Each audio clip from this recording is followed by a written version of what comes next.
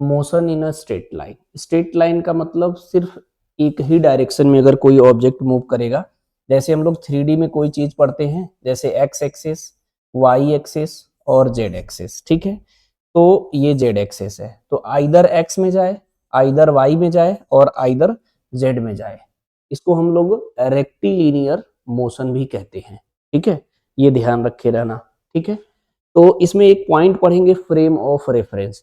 Frame of reference के help से हम लोग बता सकते हैं किसी ऑब्जेक्ट को कि वो रेस्ट में है कि मोशन में है, क्योंकि पूरे यूनिवर्स में कोई भी ऑब्जेक्ट एब्सोल्यूट रेस्ट पे नहीं है, मोशन कर रहा है। ये डिपेंड करता है कि कौन ऑब्जर्वर है, कौन उसे देख रहा है, ठीक है। जैसे इसमें फ्रेम ऑफ रेफरेंस पढ़ेंगे तो ये कोऑर्डिनेट होता है जहां पे हम ऑब्जर्वर को क्या करते हैं, फिक्स करते हैं। एक होता है इनर्शियल फ्रेम ऑफ रेफरेंस जिसमें एक्सेलरेशन 0 होता है। एक दूसरा होता है non inertial frame of reference जिसका एक्सेलरेशन 0 नहीं होता है, ठीक है, बट एक्सेलरेशन कांस्टेंट होता है। इसको हम लोग न्यूटन्स लॉ ऑफ मोशन में डीपली यूज करेंगे, वहां पर स्यूडो फोर्स जब लगाएंगे तो, ठीक है। इनर्शियल फ्रेम ऑफ रेफरेंस में एक्सेलरेशन 0 है तो दो बातें, या तो वो रेस्ट पे होगा या तो कांस्टेंट वेलोसिटी से मूव कर रहा होगा। कांस्टेंट वेलोसिटी से मूव कर रहा होगा तो भी एक्सेलरेशन 0 होगा, क्योंकि एक्सेलरेशन होता है change in velocity upon time interval, basic है ना। समझ रहे हो बात को। अब देखो, रेस्ट और मोशन के बारे में समझने के लिए मैंने यही तो बोला कि अगर हमारे पास सपोज दैट ये अर्थ है और सपोज दैट यहाँ पे मून है, कोई टेलीस्कोप से ऐसे अगर कोई ऑब्जेक्ट को ऑब्जर्व करेगा, ठीक है, ऐसे मैं ऐसे बना लेता हूं। अब मान लीजिए यहां से कोई इसको ए मानते हैं, ये बी मानते हैं, अगर इसको सी मानते हैं, अगर सी ने बी को देखा तो इसको लगेगा कि बी मोशन कर रहा है क्योंकि अर्थ रोटेट होता है। लेकिन ए बी को देखेगा तो इसको लगेगा कि ए जो है हमारा, बी जो है हमारा रेस्ट में है, क्योंकि अर्थ पे दोनों पास में खड़े हुए थे। तो इसके रेस्पेक्ट में इसका पोजीशन नहीं चेंज हो रहा है ड्यूरिंग द टाइम इंटरवल, तो इसको लगेगा कि भैया ये ऑब्जेक्ट जो है हमारा रेस्ट पे है, मतलब जो भी है आदमी। और ये देखेगा तो इसको लगेगा कि टाइम इंटरवल के रेस्पेक्ट में उसका पोजीशन उसके रेस्पेक्ट में चेंज हो रहा है, क्योंकि अर्थ रोटेट हो रहा है, तो उसको लगेगा कि मोशन में है। तो रेस्ट और मोशन तो हम तभी डिस्क्राइब कर सकते हैं जब हम फ्रेम ऑफ रेफरेंस डिसाइडेड हो। फ्रेम ऑफ रेफरेंस के रेस्पेक्ट में ही किसी ऑब्जेक्ट को रेस्ट और मोशन में कहेंगे। तो बेसिक फंडामेंटल के डेफिनेशन भी मैं इसमें पेस्ट करता चलूंगा। मोशन क्या होता है, रेस्ट क्या होता है, यूनिफॉर्म मोशन क्या होता है यूनिफॉर्म मोशन मतलब कोई object equal interval of time में इक्वल डिस्टेंस कवर करता है, तो उसको उस तरीके के मोशन को बोलते हैं यूनिफॉर्म मोशन, समझे। रेस्ट और मोशन तो आप समझ गए होगी, फ्रेम ऑफ रेफरेंस यानी कोई कोऑर्डिनेट फिक्स करते हो जहां पे ऑब्जर्वर बैठाते हो, उसके रेस्पेक्ट में अगर किसी ऑब्जेक्ट का पोजीशन चेंज नहीं हो रहा है तो यानी वो रेस्ट पे है, अगर उसके रेस्पेक्ट में चेंज हो रहा है ड्यूरिंग द टाइम इंटरवल तो मोशन में है। बेसिक फंडामेंटल के डेफिनेशन है। थ्योरी भी मैं साथ में सारे कवर करूंगा, है ना। रेस्ट और मोशन यहाँ पे नोट करके लिख दिया हूं कि बिना फ्रेम ऑफ रेफरेंस से हम किसी को रेस्ट और मोशन डिस्क्राइब नहीं कर सकते। दूसरा पॉइंट है ये पॉइंट ऑब्जेक्ट। अक्सर हम लोग ट्रेन का, कार का कोई भी क्वेश्चन कर लेते हैं क्योंकि हम उसे पॉइंट ऑब्जेक्ट मानते हैं। अगर इसे अच्छे से समझना चाहो तो ये बेटर है कि आप ऐसे समझो कि अगर हमारा कोई बस जा रहा है, रास्ते में एक पोल पड़ा, मतलब खंभा, समझे। तो खंभे का जो साइज है बस के रेस्पेक्ट में बहुत छोटा है, इसलिए हम पोल को पॉइंट ऑब्जेक्ट मान लेते हैं। लेकिन अब जैसे कोई मान लीजिए कोई दिल्ली से अगर मुंबई ट्रेन जा रही है तो उसके बीच का डिस्टेंस बहुत ज्यादा है, तो हम ट्रेन को पॉइंट ऑब्जेक्ट मान लेते हैं। तो ये बेसिक डेफिनेशन है, ये आपको जनरली पता होना चाहिए, इसलिए मैं डिस्कस कर रहा हूँ। देखो, अब टाइप्स ऑफ मोशन की बात करेंगे तो 3 डायमेंशन मोशन हम लोग पढ़ने वाले हैं। 1 डायमेंशन मोशन ही इसमें आज हम डिस्कस करने वाले हैं, ठीक है। तो 1 dimension motion, a particle move either X direction, either Y direction और आइदर जेड डायरेक्शन, ठीक है, तो वो होगा 1 डायमेंशन मोशन। 2 डायमेंशन मोशन है टाइम के रेस्पेक्ट में इस एक्स और वाई दोनों पोजीशन में चेंज आए। सपोज है टी इक्वल टू 0 सेकेंड पे यहाँ था, T equal to T second पे यहाँ गया, यानी इसके एक्स और वाई दोनों कोऑर्डिनेट में चेंज आया, तो इस तरीके के मोशन को बोलते हैं हम लोग 2 डायमेंशन मोशन। अच्छा, अगर मान लीजिए t इक्वल टू 0 पे यहाँ पे था x1 y1 z1 और t इक्वल टू t पे x2 y2 z2 हो जाएगा, यानी x y z तीनों पोजीशन अगर चेंज होता है तो वो ऑब्जेक्ट का मोशन होगा, वो 3 डायमेंशन मोशन होगा। ठीक है, इसके कुछ बेसिक डेफिनेशन भी यहाँ पे पेस्टेड है। 1 डायमेंशन मोशन मैंने बोला था कि ये होता है रेक्टिलिनियर मोशन होता है, समझे कि नहीं। तो एक छोटे छोटे जैसे motion of a block on a straight line, ये क्या होता है, 1 डायमेंशन मोशन होता है। 2 डायमेंशन में चलेंगे तो अगर कोई पार्टिकल सर्कुलर पाथ में घूमता है, यानी उसमें एक्स और वाई दोनों कोऑर्डिनेट चेंज होता है, तो उसे कह सकते हैं हम लोग 2 डायमेंशन मोशन। उसके बाद प्रोजेक्टाइल मोशन, ये भी 2 डायमेंशन मोशन है, तो इसको मैं अलग कवर किया हूं, 2 डायमेंशन को अलग से डिस्कस करेंगे, है ना। बोलो जी। 3 डायमेंशन में तो लिख सकते हो फ्लाइंग बर्ड या फ्लाइंग काइट, क्योंकि ये 3D में है, इसका पोजीशन जो है एक्स और वाई और जेड तीनों डायरेक्शन में चेंज हो रहा है। ठीक है, तो ये बेसिक बातें रही। ठीक है, अब चलेंगे हम लोग डिस्टेंस और डिस्प्लेसमेंट पे। अगर कोई पार्टिकल यहाँ इनिशियल से चला और यहाँ इसका फाइनल पॉइंट है, अगर यहाँ से ये डायरेक्ट जाता है तो इसको बोलते हैं हम लोग डिस्प्लेसमेंट, लेकिन अगर ये इस तरीके से जाता है ऐसे, तो इसको बोलते हैं हम लोग डिस्टेंस। समझे, हमारे कहने का मतलब ये है कि इधर हमारा कोई गया 3 मीटर, फिर इधर गया हमारा कोई 4 मीटर। अब इसमें कहेगा find the distance in displacement. तो डिस्टेंस में सिर्फ ऐड करना होता 3 और 4, कितना होगा ऐड करोगे तो डिस्टेंस अब निकालोगे तो 3 और 4 7 मीटर आएगा। लेकिन अगर आपको डिस्प्लेसमेंट निकालना है ना, तो आपको डायरेक्ट मिलाना होगा एक ऐसी लाइन से जो इनिशियल और फाइनल को ज्वाइन करे। ठीक है, मतलब इनिशियल पॉइंट यहाँ था, फाइनल यहाँ था, तो डायरेक्ट ऐसे मिलाना होगा। इसमें पाइथागोरस पर में लगाएंगे तो रूट में 3 का स्क्वायर 4 का स्क्वायर, तो ये 9 और 16 25, तो 5 बाहर आएगा। तो अगर मैं इसमें डिस्प्लेसमेंट लिखूंगा, डिस्प्लेसमेंट, तो ये आएगा हमारा 5 मीटर। तो इस बेसिक फंडामेंटल का भी इस्तेमाल होता है और सवाल आता है। अगर कोई पार्टिकल जहां से चले वहीं पे आ जाए तो डिस्प्लेसमेंट 0 हो जाता है। तो जैसे अगर मैं सर्किल में अगर चले, कोई ऑब्जेक्ट सर्कुलर पाथ में यहां से चला और इसका रेडियस r है, यहां से चल के वापस यहीं आ गया, तब तो डिस्प्लेसमेंट कितना हो जाएगा 0, डिस्प्लेसमेंट जो हो जाएगा 0। लेकिन अगर कोई डिस्टेंस पूछे कि भैया डिस्टेंस बताइए, तो डिस्टेंस क्या हो जाएगा, इसका पेरीमीटर, इतना ही तो चला तो इसका पेरीमीटर कितना होता है 2 पाई r। ये ध्यान रखे रहना। तो ये बेसिक फंडामेंटल के टॉपिक्स हम डिस्कस करते हुए चल रहे हैं, छोड़ेंगे कुछ भी नहीं, है ना, समझे। तो यहाँ पर क्या है, अगर मैं डिस्टेंस के बारे, the length of the actual path covered by the object is called distance, scalar quantity होता है। नेवर क्या है, जीरो नेगेटिव, जीरो और नेगेटिव नहीं होता है, आपको पता होगा लेंथ को हम लोग मीटर में मेजर करते हैं। तो बेसिक फंडामेंटल पेस्टेड है। ठीक है, ऐसे ये अभी मैंने जस्ट पीस से डिस्कस किया।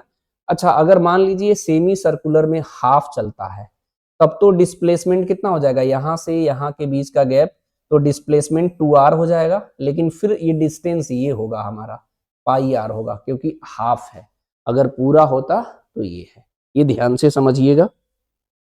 ठीक है, अब डिस्प्लेसमेंट भी उधर डिस्कस कर दिए थे, यहाँ पर बस पेस्टेड है कि डिस्प्लेसमेंट जो होता है हमारा, the shortest distance between the initial and final position of any object during the motion is called displacement. ये 0 हो सकता है, नेगेटिव हो सकता है और पॉजिटिव भी हो सकता है, वेक्टर क्वांटिटी होता है, इसका भी यूनिट मीटर होता है। समझे कि नहीं, बोलो जी।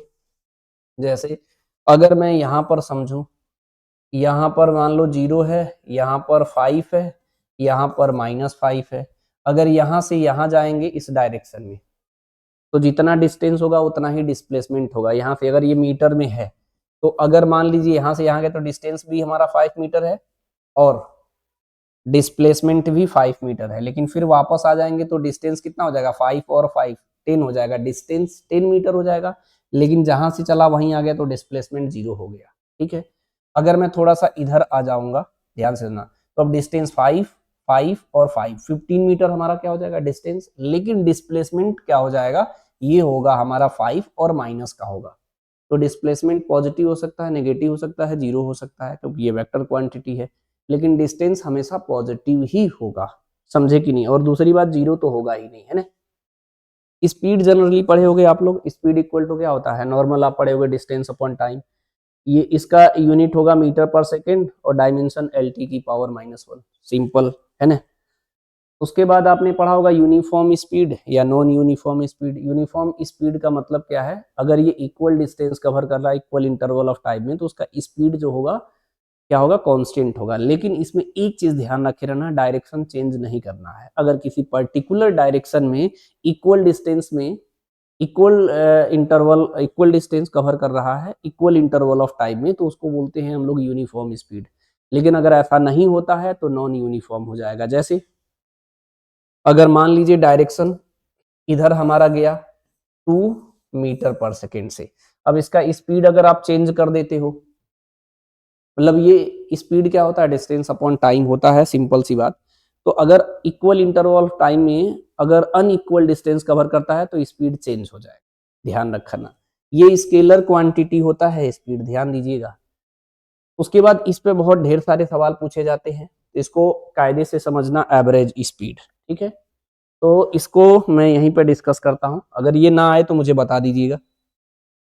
पहला केस मैंने केस वाइज बना लिया हूं कि डिस्टेंस स्पीड अगर गिवन है हमारा, तो अपने एक्चुअल में एवरेज स्पीड का फॉर्मूला क्या होता है, total distance upon total time use करेंगे। तो मैंने एक बेसिक एग्जांपल बनाया हूं, यहां से यहां तक जब गया है तो स्पीड इसका कितना था, v1। स्पीड इसका कितना था जी, यहां से यहां तक गया था तो v1, और यहां से यहां गया तो स्पीड इसका कितना हो गया, v2 हो गया। यहां से यहां तक डिस्टेंस कितना चला, s, और यहां से यहां तक डिस्टेंस चला s। यहाँ टाइम मान लेते हैं t1, ये t2, ये तो पता नहीं है, निकालना है। हम s प्लस एस करेंगे टोटल डिस्टेंस, तो total time t1 plus t2, time पता नहीं था, time equal to distance upon speed से निकालेंगे s upon v1 s upon v2। तो ऊपर से s और नीचे से s कॉमन होके कट गया, ऊपर 2 बचेगा, नीचे 1 upon v1 plus 1 upon v2। मेरा एडवाइस है कि आप ऐसे भी याद करिए, बहुत बार नीट में डायरेक्ट ऐसे ही पूछ लिया है, 1 upon v1 plus 1 upon v2 equal to 2 upon v, option में है, आपको टिक करना है।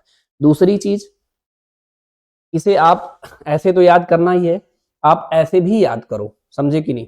2 अपॉन वी को एलसीएम लेके v equal to 2v1 v2 upon v1 plus v2 कर सकते हो, मेरी बात समझ रहे हो। तो ये जो है कॉन्सेप्ट अगर आप इस्तेमाल करोगे, 3 का करते हैं, यहां से अगर मैं अगर 1/3 करके कहा रहेगा क्वेश्चन में, मैं अभी एक क्वेश्चन भी डिस्कस कर दूंगा, ये भी ऐसे, ये भी ऐसे, ये भी ऐसे, ये 1/3 डिस्टेंस 1/3 डिस्टेंस 1/3 डिस्टेंस, मैं 3s मान लिया हूँ, 1/3 करेंगे तो ऐसा ऐसा आ जाएगा, v1 v2 और v3 माना। तो इसमें भी निकालने का वही तरह का एवरेज स्पीड करेंगे हम लोग, तो 3s डिवाइडेड बाई टाइम कैसे निकालेंगे, distance upon speed, distance upon speed, distance upon speed से निकालेंगे। ऊपर से s नीचे से s कॉमन होके कट गया, ऊपर 3 बचा, 1 upon v1 plus 1 upon v2 plus 1 upon, इसको सिंप्लीफाई करेंगे तो हमारा ये आएगा। हाँ, एक चीज ध्यान रखिए, इस तरीके से मैं इसलिए डिस्कस कर रहा हूँ कि सारा चीज कम टाइम में कवर हो जाए, लेंदी भी ना हो और आपको पूरी बातें समझ में आ जाए और कुछ स्किप भी ना मुझे करना पड़े, ठीक है। इसलिए मैं कुछ चीजें लिखा हुआ एक्सप्लेन कर रहा हूँ, ठीक है। तो ये चीज हो गया हमारा, तो इसको ऐसे भी याद कर सकते हो। 3 का भी पूछा है, ध्यान रखे रहिएगा। 4 का पूछे, मैं तो ऐसे बता दे रहा हूँ, 4 तक जाएगा नहीं, 4s हो जाएगा, s upon v1 s upon v2 s upon v3 s upon v4। Question इधर है, s डिस्टेंस v1 चला, s डिस्टेंस v2 चला, s डिस्टेंस v3 चला, अगला s डिस्टेंस v4 से चला, टोटल डिस्टेंस 4s हो जाएगा। इसको सॉल्व करोगे तो देखो, इसको इधर लाया, एवरेज स्पीड को मैंने v मान लिया, तो 4 upon v equal to 1 upon v1 plus 1 upon v2 plus 1 upon v3 plus 1 upon, तो मैंने 2 का बताया, 3 का बताया, 4 का बताया। 2 में क्या बताया, 2 upon V equal to 1 upon v1 plus 1 upon v2। 3 का कितना बताया, 3 upon V equal to 1 upon v1 plus 1 upon v2 plus 1 upon v3। 4 का क्या बता रहा हूँ, 4 upon V 1 upon v1 plus 1 upon v2 plus 1 upon v3 plus 1 upon v4। इस पर सवाल आता ही आता है, तो इसे इग्नोर करना सही नहीं है, ठीक है। एक और भी टेक्निक है इस तरीके से, आप सर्किल वाला, लेकिन आप एलसीएम लेके ऐड कर लेना, इतना माथापच्ची नहीं करना, ठीक है। अगले केस पे चलते हैं, एक और केस बनेगा यहाँ पे, डिस्टेंस और टाइम गिवन हो, तो average speed total distance upon total time करोगे, ठीक है। तो total distance upon total time करना है, तो मान लो ये 10 मीटर है, ये 15 मीटर है, यहाँ 1 सेकेंड 1 सेकेंड, सिंपल करना है। 10 प्लस 15 25, 1 प्लस 1 2, 25/2 मीटर पर सेकेंड एवरेज स्पीड आ जाएगा। अगर ऐसा होगा तो हो सकता है ऐसा सवाल बना के दे दे, आप उस तरीके का प्रैक्टिस करके जाओ और सवाल ऐसा पूछ ले। टाइम और स्पीड गिवन होगा, total distance upon total time, तो v1 t1 v2 t2 s पता नहीं है, मैंने S1 S2 मान लिया, S1 plus S2 upon T1 plus T2, S नहीं पता रहा है ना, तो निकालना पड़ेगा डिस्टेंस स्पीड इंटू टाइम से, V1 into T1 V2 into T2 upon T1 plus T2। हो सकता है आपके सवाल में टाइम सेम ही दिया हो, इक्वल इंटरवल ऑफ टाइम में, यहाँ भी 10 सेकेंड लिया हो, यहाँ भी 10 सेकेंड लिया हो, तो अगर T सेम ले लेते हैं तो यहाँ भी T, यहाँ भी T, यहाँ T plus T2 T common होके कट गया, तो direct average speed V1 plus V2 by 2 हो जाएगा। अच्छा, एवरेज स्पीड कैलकुलेट करने का 3 ही पॉसिबिलिटी है, इससे बाहर कोई सवाल बनने का कोई चांस नहीं है। तो जितनी पॉसिबिलिटी है पहली बात मैं वो सारे डिस्कस करूंगा, ठीक है। अगर मैं थोड़ा सा आगे आऊंगा, अब इंस्टेंटेनियस पे बात करूंगा। इंस्टेंटेनियस स्पीड का मतलब होता है किसी पर्टिकुलर इंस्टेंट पे अगर हम स्पीड मेजर करके बताते हैं तो उसे बोलते हैं इंस्टेंटेनियस स्पीड, और इसी को स्पीड बोलते हैं। बाकी जो भी कैलकुलेट किए हो फॉर्मूले से वो एवरेज स्पीड है। Instantaneous speed is also called speed, ध्यान दीजिएगा, ठीक है। अच्छा, एक चीज यहाँ ध्यान से देखिएगा, जो हमारा एवरेज स्पीड और इंस्टेंटेनियस स्पीड होगा वो सेम होगा कब, अब कोई कांस्टेंट स्पीड से जा रहा हो, स्पीड चेंज ही नहीं हो रहा है, तो किसी पर्टिकुलर टाइम पे निकालोगे तो भी स्पीड हमारा वही आएगा, और एवरेज निकाल के भी देख सकते हो, समझे कि नहीं। जैसे ये मान लीजिए 2 मीटर पर सेकेंड है, 2 मीटर पर सेकेंड, 1 सेकेंड 1 सेकेंड, ठीक है। तो ये ऐड करो, 2 इंटू 1 अपॉन 1 प्लस 1, तो कितना आ जाएगा 2 इंटू 2 अपॉन 2, कट गया 2 आ गया हमारा, सिंपल सी बात, समझे। मतलब हमारे कहने का मतलब है कांस्टेंट स्पीड से अगर कोई कार मूव कर रहा है तो उसका एवरेज जो निकालेंगे और जो इंस्टेंटेनियस निकालेंगे वो दोनों सेम होगा, हम नोट कर दिए। इसका मतलब होता है यूनिफॉर्म स्पीड, ध्यान दीजिएगा, ठीक है। अब वेलोसिटी पे आते हैं। वेलोसिटी क्या होता है, बेसिक फंडामेंटल है, ये होता है डिस्प्लेसमेंट अपॉन टाइम इंटरवल, ठीक है। इसको मीटर पर सेकेंड लिखते हैं, इसका भी डायमेंशन LT की पावर -1 होता है, और वेलोसिटी वेक्टर क्वांटिटी होता है। स्पीड कैसा था, स्केलर क्वांटिटी था। इसमें भी यूनिफॉर्म वेलोसिटी और नॉन यूनिफॉर्म वेलोसिटी अगर हम लोग देखेंगे तो यूनिफॉर्म वेलोसिटी में क्या करेंगे, equal displacement cover in equal interval of time is called, कह सकते हैं यूनिफॉर्म वेलोसिटी। अगर ऐसा नहीं होता है तो नॉन यूनिफॉर्म हो जाएगा, ठीक है। मैं एक बात कहता हूं, जैसे अगर ये 2 मीटर पर सेकेंड से इधर जा रहा है, 2 मीटर पर सेकेंड से इधर जा रहा है, तो इसको बोल देंगे यूनिफॉर्म वेलोसिटी, दोनों की वेलोसिटी सेम है। लेकिन अगर यही 2 मीटर पर सेकेंड नीचे कर देते हैं और इसको इधर कर देते हैं तब नहीं सेम कर सकते हैं। वेक्टर क्वांटिटी तभी इक्वल होता है जब डायरेक्शन और मैग्नीट्यूड दोनों इक्वल हो।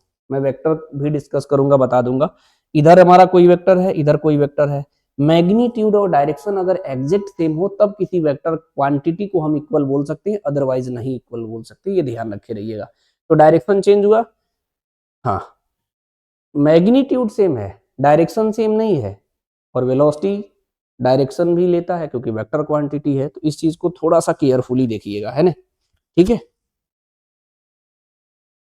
अब देखो, अब इसमें जैसे बेसिक फॉर्मूला है, अभी पीछे मैंने डिस्कस किया था कि अगर मुझे डिस्टेंस निकालना है तो पाई आर होगा, डिस्प्लेसमेंट में निकालना है तो यहाँ से यहाँ तक का 2r हो जाएगा, समझे। तो सेम तरीके से यहाँ पर ऐसे चलना हो तो डायरेक्शन का भी तो खेल है, ये किधर जा रहा है, इधर, ये जा रहा है इधर। तो अगर कोई चीज ऐसे जा रहा है, डायरेक्शन का भी ध्यान दीजिएगा, कोई ऐसे जा रहा है और कोई ऐसे आ रहा है तो उसमें भी इंपॉर्टेंट रोल है। ये मैग्नीट्यूड सेम आ रहा है, डिस्टेंस डिस्प्लेसमेंट का डायरेक्शन नहीं सेम आ रहा है। अच्छा, डिस्टेंस पाई आ रहा है, वहां भी पाई आ रहा है, डिस्टेंस पे तो कोई फर्क नहीं पड़ेगा, ठीक है, समझे। अब देखो, यहाँ पर अगर कोई आप सर्कुलर मोशन है उसको भी मैं डिस्कस करने वाला हूँ, मैं एज अ एग्जांपल कंसीडर कर रहा हूँ। अगर कोई यूनिफॉर्म सर्कुलर मोशन है, स्पीड कांस्टेंट है हमारा, लेकिन हर एक पॉइंट पे डायरेक्शन चेंज हो रहा है, अगर डायरेक्शन चेंज होता है हमारा तो यहाँ पर जो होगा वेलोसिटी चेंज होगा। वेलोसिटी के चेंज होने की वजह से एक्सेलरेशन प्रोड्यूस होता है यूनिफॉर्म सर्कुलर मोशन में, जिसको बोलते हैं सेंट्रीपिटल एक्सेलरेशन। इसकी वैल्यू होती है ए की वैल्यू v²/r। इसे अलग टॉपिक में हम फिलहाल डिस्कस करेंगे, ठीक है। एवरेज वेलोसिटी कैसे निकालते हैं, total displacement upon total time से निकालेंगे। तो मैं एक बेसिक सवाल लिया हूं, इसी से समझाता हूं, फिर क्वेश्चन पे चलेंगे। मैंने क्या किया हूं, ये ए से ये लिया हूं 0, 20, 40, -20 और -40, ये सब मीटर में लिया हूं, ध्यान दीजिएगा। सब के सब किस में लिया हूं जी, मीटर में, समझ गए। तो ध्यान से समझते हैं। अगर मैं पहला सवाल है कि अगर मैं ए से बी जाऊं, तो जब हम ए से बी पे जाएंगे तो हमें डिस्प्लेसमेंट कितना कवर किया 40 और टाइम कितना लगा 2 सेकेंड। तो मैंने लगाया डिस्प्लेसमेंट कितना 40/2 तो 20 मीटर पर सेकेंड आ गया। ठीक है, एवरेज वेलोसिटी, तो एवरेज स्पीड, ये स्पीड लिखा हूं, ध्यान दें, स्पीड और एवरेज वेलोसिटी दोनों साथ साथ बता रहा हूं। तो एवरेज स्पीड और एवरेज वेलोसिटी सेम होता है कब, जब डायरेक्शन सेम हो, चेंज न हो तब। नोट भी कर सकते हो कहीं। ठीक है, दूसरा यहां वैसे लिखा हूं डिस्टेंस और डिस्प्लेसमेंट सेम है तो एवरेज स्पीड और एवरेज वेलोसिटी सेम होगा।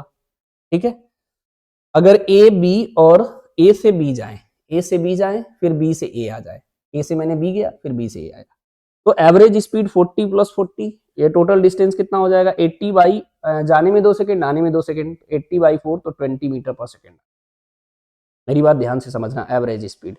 लेकिन अगर मैं एवरेज वेलोसिटी की बात करें तो डिस्प्लेसमेंट ही 0 हो गया, तो एवरेज वेलोसिटी 0 हो जाएगा, ये ध्यान रखना है। अब मान लीजिए मैंने ए से बी गया फिर सी गया, ए से मैंने बी गया, बी से मैं फिर सी पे आ गया, अब ये कितना है 20। अब देखो ये गया था कितना 40, आया 40 फिर इधर गया 20, तो डिस्टेंस की बात करें तो 100 हो गया, 40 + 40 + 20, 100 डिवाइडेड बाई 5, यहां से यहां तक जाने में 1 सेकेंड था, टोटल 5 सेकेंड लगा तो 20 मीटर पर सेकेंड एवरेज स्पीड आया। लेकिन एवरेज वेलोसिटी निकालेंगे तो क्या करेंगे जी, यहां से यहां तक, ये इनिशियल है, ये फाइनल, गया इधर मैं मानता हूं, गया इधर भी है फिर वापस भी आया फिर इधर आया, लेकिन डिस्प्लेसमेंट में इनिशियल और फाइनल के बीच का गैप लेते हैं 20, तो हम माइनस भी लिया हूं क्योंकि ये जो है माइनस में आएगा। माइनस क्या बताएगा, डायरेक्शन, -20/5 तो -4 मीटर पर सेकेंड। तो अभी ना सोचिएगा सर ये माइनस क्या लगाया, माइनस मैंने इसलिए लगाया हूं क्योंकि ये डायरेक्शन को इंडिकेट कर रहा है कि एवरेज वेलोसिटी जो आएगा वो इस डायरेक्शन में आएगा। तो इस तरीके से बेसिक फंडामेंटल्स हम लोग समझने का प्रयास करते हैं। ठीक है, बोलो जी।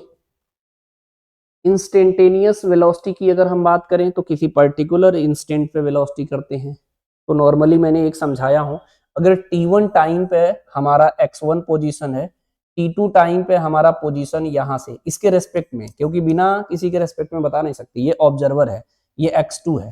ठीक है, तो इसके बीच में गैप कितना हो जाएगा, x2 - x1 हो जाएगा, x2 - x1। एवरेज वेलोसिटी निकालेंगे तो x2 - x1 t2 - t1, तो एवरेज वेलोसिटी ये हमारा हो गया। ठीक है, तो इसको अगर मैं डिफरेंशिएट करूंगा, ठीक है, यहां लगाया हूं, डिफरेंशिएट करेंगे या लिमिट लगाएंगे तो ये हो जाएगा dx/dt, तो ये हो जाएगा हमारा इंस्टेंटेनियस वेलोसिटी, और instantaneous velocity is also called velocity, ध्यान दीजिएगा। बाकी तो एवरेज निकलता है ना। ठीक है, सेम कॉन्सेप्ट हम एक्सेलरेशन में भी चलते हैं, तो acceleration change in velocity upon time interval होता है, इसका मीटर पर सेकेंड अपॉन मीटर पर सेकेंड स्क्वायर यूनिट होता है, डायमेंशन LT की पावर -2 होता है। ठीक है, और ये जो कुछ निकलता है वो हमारा क्या निकलता है, इधर जो भी मैंने कैलकुलेट करा, इधर यहां जो कैलकुलेट किया हूं ये एवरेज ही बताता है, ध्यान दीजिएगा। ठीक है, यूनिफॉर्म नॉन यूनिफॉर्म का मतलब अगर हमारा इक्वल वेलोसिटी में change equal interval of time में हो रहा है, यानी एक्सेलरेशन हमारा कांस्टेंट होगा, मतलब यूनिफॉर्म होगा। नॉन यूनिफॉर्म का मतलब वो इक्वल चेंज इन वेलोसिटी नहीं आ रहा इक्वल इंटरवल ऑफ टाइम में। और एक चीज ध्यान रखिएगा, एक्सेलरेशन वेक्टर क्वांटिटी है। एक्सेलरेशन अगर मैं 2 मीटर पर सेकेंड स्क्वायर ईस्ट में बोले और 2 मीटर पर सेकेंड स्क्वायर अगर मैं वेस्ट में बोलूं तो इसे इक्वल एक्सेलरेशन नहीं बोल सकते, क्योंकि वेक्टर क्वांटिटी है, डायरेक्शन का इंपॉर्टेंट रोल है। अगर हम किसी भी वेक्टर के लिए बोले एक्सेलरेशन का मैग्नीट्यूड और डायरेक्शन बिल्कुल सेम है, 2 मीटर पर सेकेंड स्क्वायर इस डायरेक्शन में और दूसरे का भी 2 मीटर पर सेकेंड स्क्वायर इस डायरेक्शन में, तभी एक्सेलरेशन को इक्वल बोल सकते हैं, अदरवाइज हम इक्वल उसे नहीं बोल सकते हैं। ये चीज ध्यान रखे रहना। अब ऐसे क्वेश्चन देखोगे, चेंज इन वेलोसिटी अक्सर पूछता है, तो चेंज इन वेलोसिटी में मतलब यहाँ निकाला हूं तो चेंज इन वेलोसिटी का डायरेक्शन इधर आया, तो वेलोसिटी के चेंज का जो डायरेक्शन होगा ना वही हमारा एक्सेलरेशन का डायरेक्शन होगा। अभी नीट में ऐसे भी रिसेंट में सवाल आ गया था, हो सकता है लॉ ऑफ मोशन में पेस्टेड होगा इधर उधर, लेकिन बेसिक फंडामेंटल का सवाल आता है, आप आसानी से कर सकते हो। मतलब अगर कोई पार्टिकल जो है, देख रहे हो, एक की वेलोसिटी मान लो इधर है, एक की वेलोसिटी हमारी इधर है। अब इस पार्टिकल का अगर चेंज इन वेलोसिटी अगर निकालोगे, पहले मान लो इधर जा रहा था बाद में इधर जाने लगा, मतलब ऐसे जा रहा होगा, पहले इसकी वेलोसिटी इधर रही होगी बाद में इसकी वेलोसिटी इधर हो गई होगी। इसका डायरेक्शन एक्सेलरेशन का अगर पूछेगा तो फाइनल तो हम v2 को मान रहे हैं ना, तो चेंज इन वेलोसिटी का मतलब क्या होता है, v2 माइनस v1। और वेक्टर क्वांटिटी कैसे करते हैं, v2 माइनस, और यहाँ प्लस कर लो माइनस का v1। वैसे मैं अभी वेक्टर में इससे डीपली डिस्कस करूंगा। मैं a का डायरेक्शन बदल देता हूँ, तो ये हो जाता है माइनस का v1 वेक्टर, इसके पैरेलल लाइन, और ये रिजल्टेंट वेल आ जाता है, इसको बोलते हैं v2 माइनस v1। यही तो टाइम से डिवाइड करेंगे, तो ये वेलोसिटी का डायरेक्शन चेंज, यही एक्सेलरेशन का डायरेक्शन होगा। ऐसे बेसिक फंडामेंटल के सवाल आते रहते हैं। मैं प्योर 1D पढ़ा रहा हूँ तो ज्यादा डीप में नहीं जा रहा हूँ, 2D में ऐसे सवाल डिस्कस कर दूंगा। ठीक है, मेरी बात समझ रहे हो, बोलो जी। हाँ, एवरेज इंस्टेंट, इसमें भी एक्सेलरेशन, अगर किसी पर्टिकुलर इंस्टेंट पे एक्सेलरेशन कैलकुलेट करते हैं तो हमारा इंस्टेंटेनियस एक्सेलरेशन होगा, उसी को बोलते हैं एक्सेलरेशन। बाकी एवरेज होता है। मान लो a1 एक्सेलरेशन है t1 टाइम में, a2 एक्सेलरेशन है t2 टाइम में, average acceleration a1 t1, a2 t2 upon t1 plus t2। हो सकता है टाइम सेम हो, तो ये दोनों t रख दोगे, t plus t2, t common होके कट गया तो a1 प्लस a2 बाई 2 हो जाएगा। वैसे जनरली एक चीज ध्यान रखिएगा, एवरेज एक्सेलरेशन नीट के सवाल क्वेश्चन पेपर में v2 minus V one upon t2 minus t1 से ही पूछेगा, समझे कि नहीं, यहाँ से इसी को डिफरेंशिएट करोगे तो dv by dt instantaneous acceleration आएगा। ठीक है, बोलो जी। तो सबसे जो इंपॉर्टेंट पॉइंट है ये v याद रखना ds बाई dt होता है, कहीं कहीं ऐसे लिखते हैं बच्चे dx बाई dt, जो आप कंफर्टेबल फील करो। एक्सेलरेशन dv बाई dt होता है, इसे भी याद रखना। अच्छा, a को dv बाई dt मैंने किया, dx अपॉन ds 2 बार कर लिया, तो इसे v dv बाई ds लिखा। हाँ, अगर आपका मन है ऐसा ना याद करना तो आप ऐसे लिख सकते हो v dv divided by dx।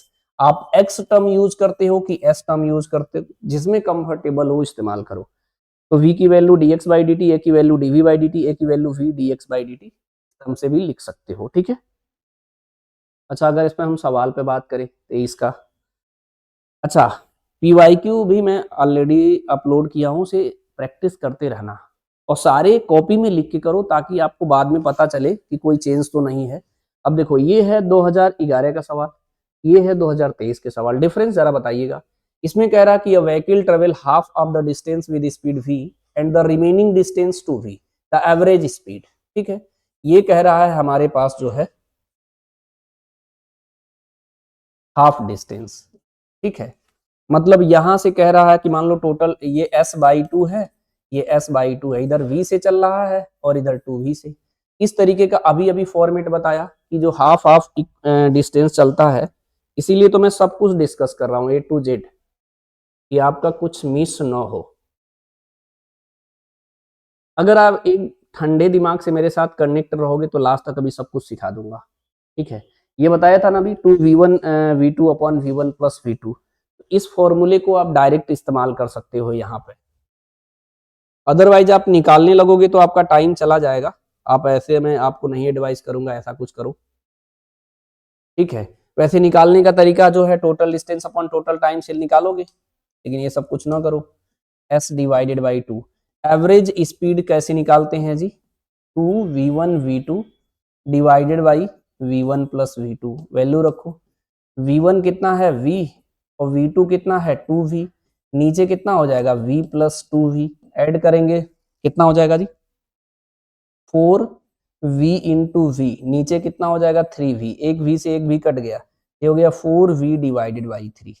ठीक है, तो कौन सा ऑप्शन करेक्ट हो जाएगा जी 4v डिवाइडेड बाई 3, तो ये हमारा करेक्ट हो गया बी ऑप्शन। अच्छा, बहुत सारे बच्चों को लगेगा कि सर लॉकडाउन था इसलिए पेपर आसान आया था, तो भैया ये 2011 का सवाल है। देखो, एक्चुअल में किसी के कहने पे तैयारी कर रहे हो या खुद पेपर एनालिसिस करके तैयारी करो, बहुत मैटर करता है। खुद पढ़िए, खूब एनालिसिस करिए, ढेर सारा समझने का प्रयास करिए। पेपर आप दे चुके हैं, अगर आप नहीं दिए हैं तो देने जाएंगे तो पेपर से सीख के जाइए। पैटर्न अगर आपको पता है, उसी पैटर्न पर सवाल आता है, आप क्वेश्चन एग्जाम में सारे कर नहीं पाते हो, इसलिए आपकी स्कोरिंग हाई नहीं आता है। ऐसा नहीं है कि आपको सवाल बनता नहीं है, सवाल तो घर पे बनता ही है। तो ये चीजें अगर आप सिस्टमेटिकली सीखेंगे तो बहुत हेल्पफुल रहेगा। अब इसमें फॉर्मूला ही तो पूछा है, और particle cover half of its total distance speed v1 and rest half distance with v2, the average speed during the complete journey क्या हो जाएगा जी 2v1 v2 upon v1 plus v2, C option correct है। इसी फॉर्मूले पे यहाँ सवाल पूछा है। तो अगर आप पूरा देखोगे, ज्यादा पढ़ने के चक्कर में न पढ़ो, अपने काम का तो पढ़ो पहले, सही में फायदा होगा। जितनी चीजें मैं डिस्कस कर रहा हूँ ये नोट डाउन भी करना है कहीं पे, ठीक है। अब ये सारे क्वेश्चन ये कब के हैं जी, 7 के हैं। देख लो सेम सेम सवाल है, मैं विद सोल्यूशन भेज दूंगा, इसे आप लोग रिवाइज करिएगा, ये भी आपको प्रैक्टिस करना है। ये सर्किल का है, दिख रहे हो, सर्किल का भी पीछे डिस्कस कर रहे थे कॉन्सेप्ट। ये देखो, ये 1991 का है, कुछ करना थोड़ी ना, 2v1 v2 upon v1 plus v2 वाले कॉन्सेप्ट पे वैल्यू दिया है, रखना है आपको, समझे कि नहीं। अब मेरा मानना यह है कि ऐसे भी डिफरेंशिएशन के भी सवाल आते हैं, तो थोड़ा सा टाइम मैं यहाँ लूंगा, 10-15 मिनट, ध्यान से देखना। 10 मिनट तो नहीं लूंगा, ज्यादा नहीं लूंगा। देखो मैं एक क्वेश्चन बनाया हूँ, s equal to 3t square plus 1, और इसमें कह रहे हैं वेलोसिटी बताओ, एक्सेलरेशन बताओ, t इक्वल टू 2 सेकेंड पे। तो बेसिक मैथ आना चाहिए। बेसिक मैथ होता क्या है जी, बेसिक मैथ ये होता है कि y इक्वल टू अगर x की पावर n है तो इसका डिफरेंशिएशन dy बाई dx करेंगे तो n x की पावर n माइनस 1 होगा। यानी y इक्वल टू अगर मेरे पास x की पावर 3 है, इसका डिफरेंशिएशन करना होगा तो ये कितना हो जाएगा, 3x की पावर 3 माइनस 1, तो 3x स्क्वायर। अब ये नहीं को मैथमेटिकल सवाल, अरे बेसिक मैथ यूज हो रहा है, आप उसे आसानी से हैंडल कर सकते हो। अब जैसे मान लो इसको मुझे सॉल्व करना है, इसको ds बाई dt करेंगे तो वेलोसिटी आएगा 3 कांस्टेंट है, एज इट इज बना रहने दीजिए। टी स्क्वायर का कितना हो जाएगा 2, टी की पावर 2 माइनस 1, 1 कांस्टेंट है, कांस्टेंट का डिफरेंशिएशन हमेशा 0 होगा, में कोई टेंशन नहीं लेना है, ठीक है भाई। अब आया v इक्वल टू हमारा 60 और t दिया है 2 सेकेंड, रखेंगे तो 12 मीटर पर सेकेंड आ गया। एक्सेलरेशन पूछा है तो भैया एक बार और डिफरेंशिएट करना पड़ता है, तो इसको एक बार और डिफरेंशिएट करेंगे dv बाई dt, तो यहाँ t आया ही नहीं, यानी ये एक्सेलरेशन कांस्टेंट है, टाइम के साथ वेरी नहीं कर रहा है। हो सकता है ऐसा क्वेश्चन दे दे कहे ग्राफ बना दो, तो मैं ग्राफ भी डिस्कस करने वाला हूँ, थोड़ा आराम से सीखिए चीजें, मैं पूरा डीपली डिस्कस करूंगा, ठीक है। तो इस तरीके से पूछता है, यहाँ टाइम है ही नहीं, टाइम पे डिपेंड नहीं कर रहा है, मतलब अगर t इक्वल टू 2 सेकेंड नहीं, t इक्वल टू 4 सेकेंड पे आता तब भी यही आंसर टिक करते, तो इसमें कोई कंफ्यूजन नहीं पालिएगा, ठीक है। मैं एक दो क्वेश्चन और बनाया हूँ, उसे भी समझाता हूँ। देखो अब ये s equal to 3t square plus 1, ऐसा सवाल हो सकता है अब बने, मैं आपको एनालाइज करके बता रहा हूँ। टाइम लिया हूँ 0 to 4 सेकेंड के बीच में, इसे t1 मानेंगे तो इसे t2 मानेंगे। इसमें मैं पूछ रहा हूँ कि एवरेज वेलोसिटी बता दीजिए, ठीक है।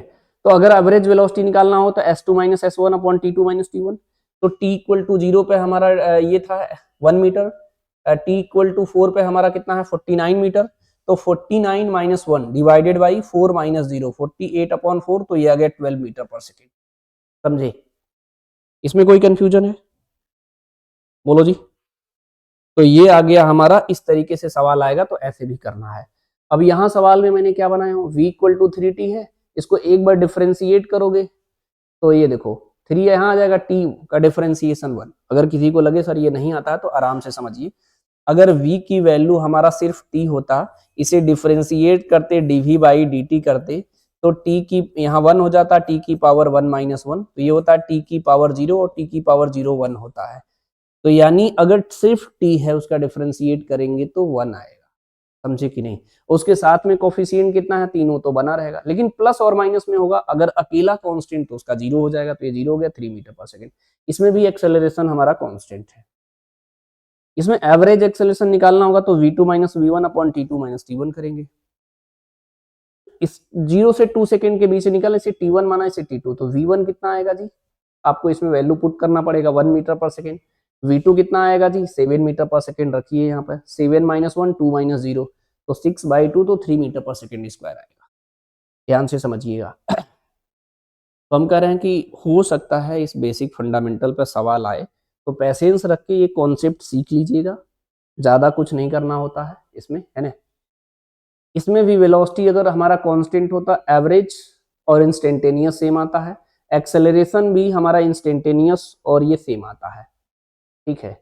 अब इधर का एक सवाल मैं देख लेता हूं और फिर मैं अगले टॉपिक पे चलूंगा। इसको डिफरेंशिएट करना है, हमने t इक्वल टू 1 सेकेंड पे वेलोसिटी पूछा, तो इसको मैं एक बार डिफरेंशिएट करेंगे, 3 को इधर रहने दो, इसको डिफरेंशिएट करो 3 t की पावर 3 माइनस 1, 2 बाहर रहने दो, t को करोगे तो 1 t की पावर 1 माइनस 1, और 1 का कांस्टेंट है तो 0, तो 9t स्क्वायर प्लस 2, t की वैल्यू 1 डालो, इसमें 11 मीटर पर सेकेंड आ गया। अगर इसमें एक्सेलरेशन पूछा होता तो इसे एक बार और डिफरेंशिएट करते, तो 9 बाहर हो जाएगा, टी स्क्वायर का 2t, 2 कांस्टेंट है उसका 0, तो एक ही 18t आ गया। एक्सेलरेशन टाइम पे डिपेंड कर रहा है। हो सकता है इसका ग्राफ पूछता तो इसका 80 ग्राफ ऐसे बनेगा, स्ट्रेट लाइन, ध्यान दीजिएगा, ठीक है। अब इस तरीके के भी सवाल आ सकता है, v की वैल्यू हमारा 3x स्क्वायर है और एक्सेलरेशन पूछ ले, सोचो कि कहां से आया। इसीलिए तो मैं कह रहा हूं कि एक ऐसा भी तो मैं आपको फॉर्मूला बताया, a की value v dv divided by dx भी तो बताया हूं, इस पे भी सवाल पूछा जाता है। तो ये v dv बाई dx करना है, तो v को करो dv by dx, 3x square का कितना हो गया 2x, तो ये 6x हो गया। v की वैल्यू कितनी है 3x square, dv by dx 6x, तो ये हो जाएगा 18x की पावर 3। यहाँ पे एक्सेलरेशन जो है x के डायरेक्टली प्रोपोर्शनल, x की पावर 3 के डायरेक्टली प्रोपोर्शनल है। हो सकता है इसमें ग्राफ से रिलेटेड या कुछ और पूछ ले, तो आप इसे टिक करना पड़ेगा, ठीक है, समझे। सेम कॉन्सेप्ट इंटीग्रेशन का थोड़ा सा सीख लो भैया। अगर x की पावर n dx का इंटीग्रेशन करेंगे तो x की power n plus one upon n plus one होता है। एक्स स्क्वायर का इंटीग्रेशन करोगे तो ऊपर कितना, एक पावर ऐड कर दो, नीचे भी, तो x की पावर 3 अपॉन 3 हो जाएगा, सिंपल। अच्छा, इसमें अगर डेफिनेट का करना होता है तो a से b अगर कोई fx का इंटीग्रेशन ये आता है तो रखते हैं fb माइनस fa करते हैं, समझे कि नहीं। इसमें कहीं किया हूं, नहीं किया हूं तो एक करके दिखाता हूं, आगे होगा, इधर करता हूं, देखो। अगर सपोज दैट मेरे पास x dx को इंटीग्रेट करते हैं, ये आएगा x स्क्वायर बाई 2, मान लेते हैं ये 1 से 2 है, 1 से 2 डेफिनिट इंटीग्रेशन। सबसे पहला काम ये काम किया करिएगा, ये जो 2 1/2 है ना, इसे बाहर ले लिया करो ताकि यहाँ का कोई कंफ्यूजन ना हो। तो यहाँ पर हो जाएगा हमारा एक्स स्क्वायर 1 से 2, फिर वैल्यू रखा करो, x के जगह सबसे अपर लिमिट रखते हैं 2 का स्क्वायर, बीच में माइनस करते हैं, फिर 1 का स्क्वायर, इसको सिंप्लीफाई करेंगे तो 1/2, 2 की पावर 2 तो 4 माइनस 1, तो ये हो जाएगा 3/2। तो छोटे छोटे टर्म्स पहले पता होना चाहिए कि डेफिनिट इंटीग्रेशन को कैसे सॉल्व करते हैं। मेरी बात समझे कि नहीं, क्यों जी, क्योंकि अगर आप ये इक्वेशन, मैं डेराइव नहीं कर रहा हूं, सिर्फ समझा दे रहा हूं, डेराइव फॉर्म में भी याद रखिएगा, क्योंकि नीट में भी सवाल इंटीग्रेशन वाला दिया जाता है, ठीक है। अभी मैं करके दिखाऊंगा। a की वैल्यू dv बाई dt है,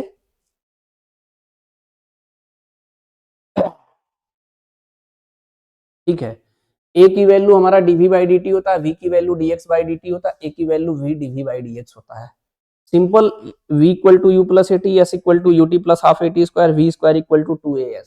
इसको मैं कैसे किया हूं, इसको मैंने क्रॉस मल्टीप्लाई कर दिया हूं, तो dv equal to A D T, time 0 है तो इनिशियल वेलोसिटी u माना, टाइम t तो फाइनल वेलोसिटी v माना। इसको सिंपल इंटीग्रेशन, dv का इंटीग्रेशन कितना हो जाएगा v। ये थोड़ा सा मैं आपको समझा देता हूं। अगर सिर्फ dx को इंटीग्रेट करना हो तो इसे लिख सकते हो x की पावर 0 dx, ये हो जाएगा x की पावर 0 प्लस 1 अपॉन 0 प्लस 1, ये हो जाएगा x हो जाएगा, ठीक है। तो इसका मतलब अगर कहीं dv आएगा तो इसका इंटीग्रेशन dv होगा, कहीं d थीटा आएगा तो इसका थीटा होगा, कहीं पे dt आएगा तो इसका इंटीग्रेशन t होगा, समझे। अगर इसके साथ में 2 है तो यहाँ 2 रहेगा, उसमें ना डिस्टर्ब होइएगा, तो आराम से कर सकते हो इन सब सवालों को, है ना। इसमें क्या किया हूँ, dv का इंटीग्रेशन v, a तो कांस्टेंट होगा, यूनिफॉर्म एक्सेलरेशन के लिए पढ़ रहे, dt का इंटीग्रेशन t, यहाँ u है, यहाँ v है, यहाँ 0 है, यहाँ t है, तो ये रखोगे तो v माइनस यू हो जाएगा, t रखोगे तो t माइनस 0 हो जाएगा, तो v equal to U plus A T आ गया। यहाँ v है, लेकिन v का इंटीग्रेशन करेंगे कैसे, तो v के जगह हम u प्लस ए टी रखेंगे फर्स्ट इक्वेशन से। फिर मैं इसको अलग अलग टर्म कर लिया, यहाँ टाइम 0 तो डिस्प्लेसमेंट 0, टाइम t तो डिस्प्लेसमेंट x, इसको इंटीग्रेट करोगे तो s बराबर U T plus half A T square आएगा।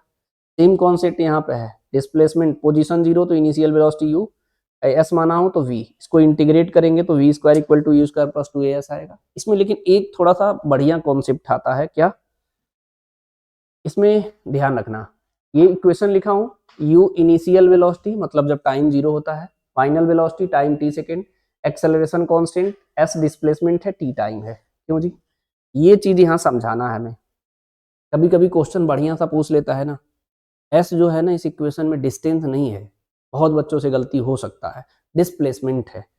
तो मान लो टाइम 0 है तो मान लो इसका पोजीशन s नॉट पे था, हो सकता है कहीं हो, टाइम t है तो उसका पोजीशन s हो गया, ठीक है। तो ये जो इंटीग्रेट करोगे dx आएगा तो s माइनस एस नॉट आएगा, इधर सॉल्व करोगे तो ut plus half A T square आएगा। तो अगर फाइनल पोजीशन पूछता है इसका, तो एस की value S not you T plus half A T square होता है। तो इसको अगर इधर के टर्म में लिखोगे तो एस माइनस एस नॉट, यही तो डिस्प्लेसमेंट होता है। फाइनल माइनस इनिशियल के बीच के गैप को ही डिस्प्लेसमेंट बोलते हैं। तो डिस्टेंस मत याद करिएगा, गलत हो जाएगा।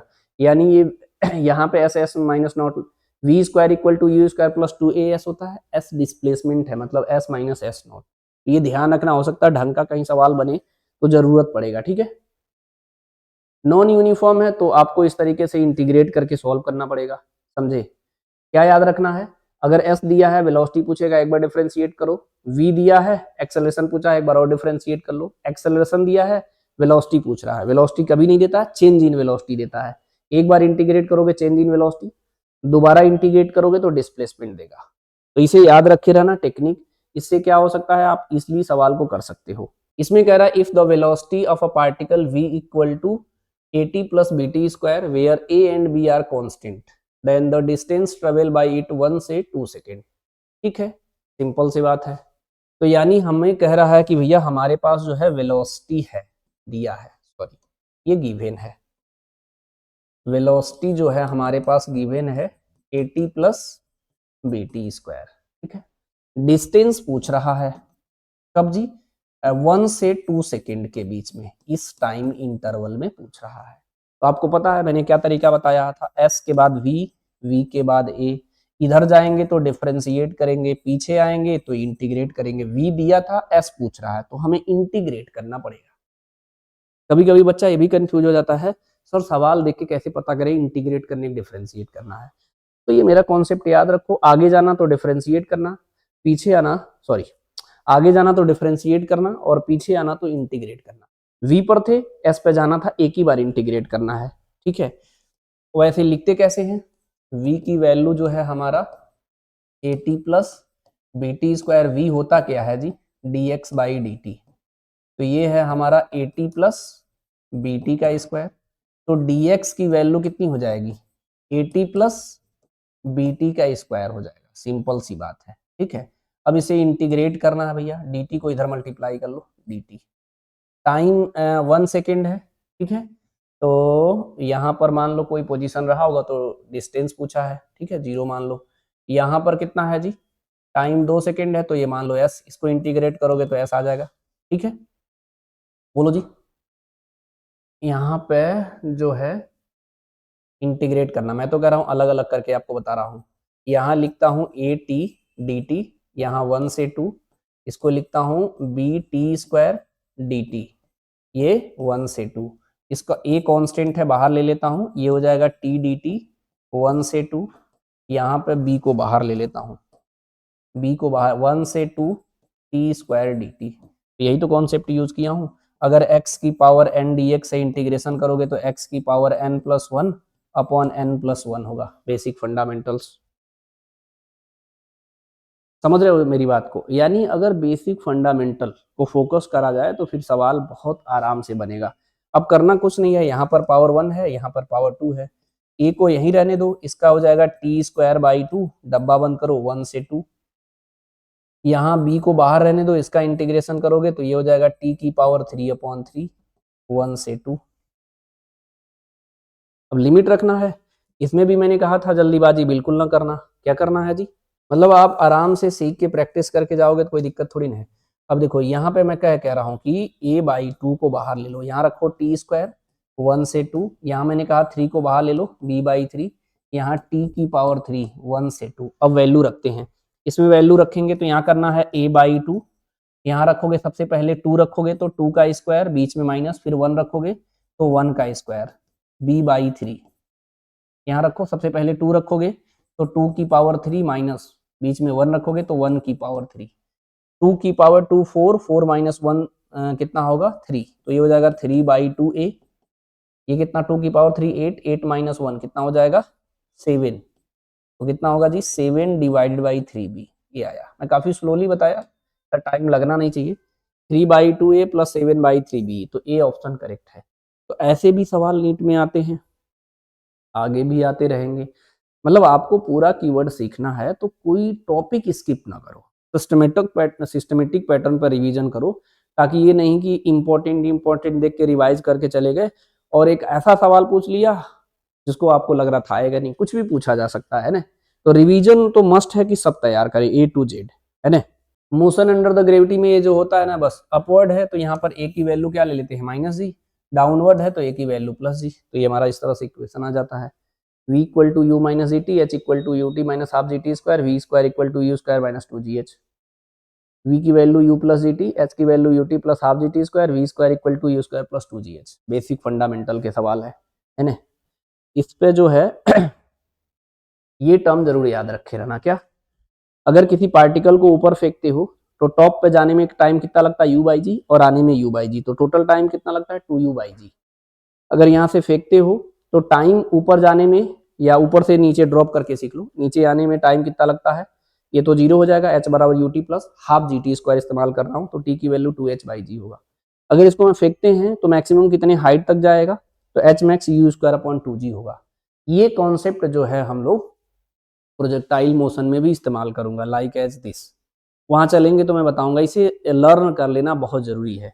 एक चीज और बताना है, यहाँ पे नहीं है, अगर किसी पार्टिकल को की है, अगले पेज पे नहीं है, एक पार्टिकल को ऊपर से ड्रॉप करोगे h हाइट से, तो ये किस वेलोसिटी से हीट करेगा, √2gh। सॉल्व करके दिखाऊं, आप क्या लगाओगे, v square equal to u square plus 2gh लगाओगे, यहाँ से ड्रॉप कर रहे हो, इनिशियल वेलोसिटी 0, तो ये 0 हो गया, v इधर आ जाएगा तो √2gh हो गया। तो अगर किसी पार्टिकल को h हाइट से ड्रॉप करते हो तो किस वेलोसिटी से हीट करेगा, √2gh। क्या क्या याद करना है, इस तरीके से अगर वेलोसिटी दिया है तो ऊपर नीचे जाने में टोटल टाइम u बाई जी, सिर्फ ऊपर जाने में टाइम कितना, u बाई जी। ऊपर से ड्रॉप करोगे, हाइट पता है तो टाइम गिरने में 2h बाई जी। मैक्सिमम कितने हाइट तक जाएगा, अगर u से फेंकेंगे तो u square upon 2g। Drop करते हैं तो किस वेलोसिटी से हिट करेगा, √2gh। इसे आप डायरेक्ट सवाल लगा सकते हो, नहीं समझे, जैसे ये 20 का सवाल है, इसे करता हूं, ठीक है। इसमें कह रहा है कि your ball is thrown vertically downward with velocity 20 meter per second. From the top of the tower, it hits the ground with after some time with velocity 80 meter per second. The height of tower. ये 20 का है, देख रहे हो सवाल, यहाँ से किस वेलोसिटी से ड्रॉप किया जा रहा है, 20 मीटर पर सेकेंड से। यहाँ पर हीट किससे कर रहा है जी, 80 मीटर पर सेकेंड से। इसे u मानो, इसे v, इस हाइट को h मान लो। कॉन्सेप्ट क्या लगाना है, v square equal to u square और नीचे 2gh, तो h की वैल्यू कितनी हो जाएगी, v square minus u square upon 2g। इसे लिख सकते हो v माइनस u, और दूसरे ब्रैकेट में लिख सकते हो v plus u divided by 2g। अच्छा, घर पे जब पढ़ाई करते समय कुछ इगड़िंग बिगड़िंग ऐसा बनाइएगा जिसमें आपका टाइम बचे, कोई भी आपका जो आपको बेटर कैलकुलेशन लगता है उसका इस्तेमाल जरूर करिएगा। जैसे मान लो इस सवाल को सेकेंडों में बच्चा कर लेता होगा, आपको पता है ना ए स्क्वायर माइनस बी स्क्वायर क्या होता है, ए माइनस बी, ए प्लस बी। एक बार ऐड करो, एक बार सब्ट्रैक्ट करो, 2g से डिवाइड करो, देखो इसका आंसर तुरंत सॉल्व हो जाएगा। एक बार ऐड करोगे तो कितना हो जाएगा, 80 और 20 कितना हो गया हमारा, 100। एक बार सब्ट्रैक्ट करोगे तो 80 माइनस 20 कितना हो जाएगा, 60, और 2g से डिवाइड करना, जी की वैल्यू है 10, इसे कट कर दो, इसे 3 कट किया तो कितना आ गया, 300 मीटर आ गया। कौन सा आंसर करेक्ट है जी, डी ऑप्शन। ये नहीं है कि आप सीखे जा रहे हो पूरा लेंदी, अरे सीख के क्या करोगे जब एग्जाम में नहीं होगा, तो मतलब आप सीखिए लेकिन अपना कैलकुलेशन में सुधार करिए ताकि एग्जाम में ज्यादा से ज्यादा सवाल को सॉल्व कर पाओ। तो ये सब बेसिक फंडामेंटल के सवाल हैं, इसे आप आसानी से कर सकते हो, है ना। एक और इसमें कॉन्सेप्ट होता है क्या जी, nth डिस्टेंस कवर करता है। कैसे, इसे कैलकुलेट कैसे करते हैं हम लोग बता दे रहे हैं। ये t सेकेंड में डिस्टेंस निकाला हूं तो ut plus half A T square, t minus 1 second में निकाला हूं तो जहां जहां t है वहां t माइनस 1 कर दिया हूं, तो t सेकेंड में डिस्टेंस कितना चला, t माइनस 1 में कितना चला, तो इसको निकालना होगा लास्ट 1 सेकेंड में। तो t सेकेंड और t माइनस 1 सेकेंड को घटा दोगे तो ये लास्ट 1 सेकेंड में आ जाएगा। इसका फॉर्मूला बनता है s equal to u plus A by two 2t minus 1। तो इधर चलते हैं, आगे लिखे होंगे, घर पे आप डिराइव कर लेना। Sn का फॉर्मूला बनता है u plus A by to 2n minus 1। अगर t के टर्म में लिखते हैं st, u plus A by two 2t minus 1, जिसमें आप कंफर्टेबल हो उससे लगाओ, कोई दिक्कत नहीं है, ठीक है। बोलो जी, जैसे ये सवाल पूछा था डायरेक्ट मैं ऐसे ही बता दे रहा हूँ, Sn अपॉन Sn प्लस 1, तो कुछ करना थोड़ी था, इनिशियल वेलोसिटी 0 था तो Sn की वैल्यू a अपॉन 2 माइनस 1 हो जाएगा। एस एन प्लस वन करोगे तो बस एन की जगह क्या करना था, एन प्लस वन, तो 2n+2, तो इसमें से 2 - 1 प्लस हो जाएगा, मतलब +1, a/2 2n+1, ये Sn+1 है, ये Sn है, डिवाइड कर दो, a/2 कट गया तो ये मैच नहीं कर गया डायरेक्ट। ऐसे सवाल हैं, आप घर पे आप प्रैक्टिस करिएगा, इसे जरूर करना है ना। एक और कॉन्सेप्ट है उसे भी सिखा देता हूँ, फ्री फॉल।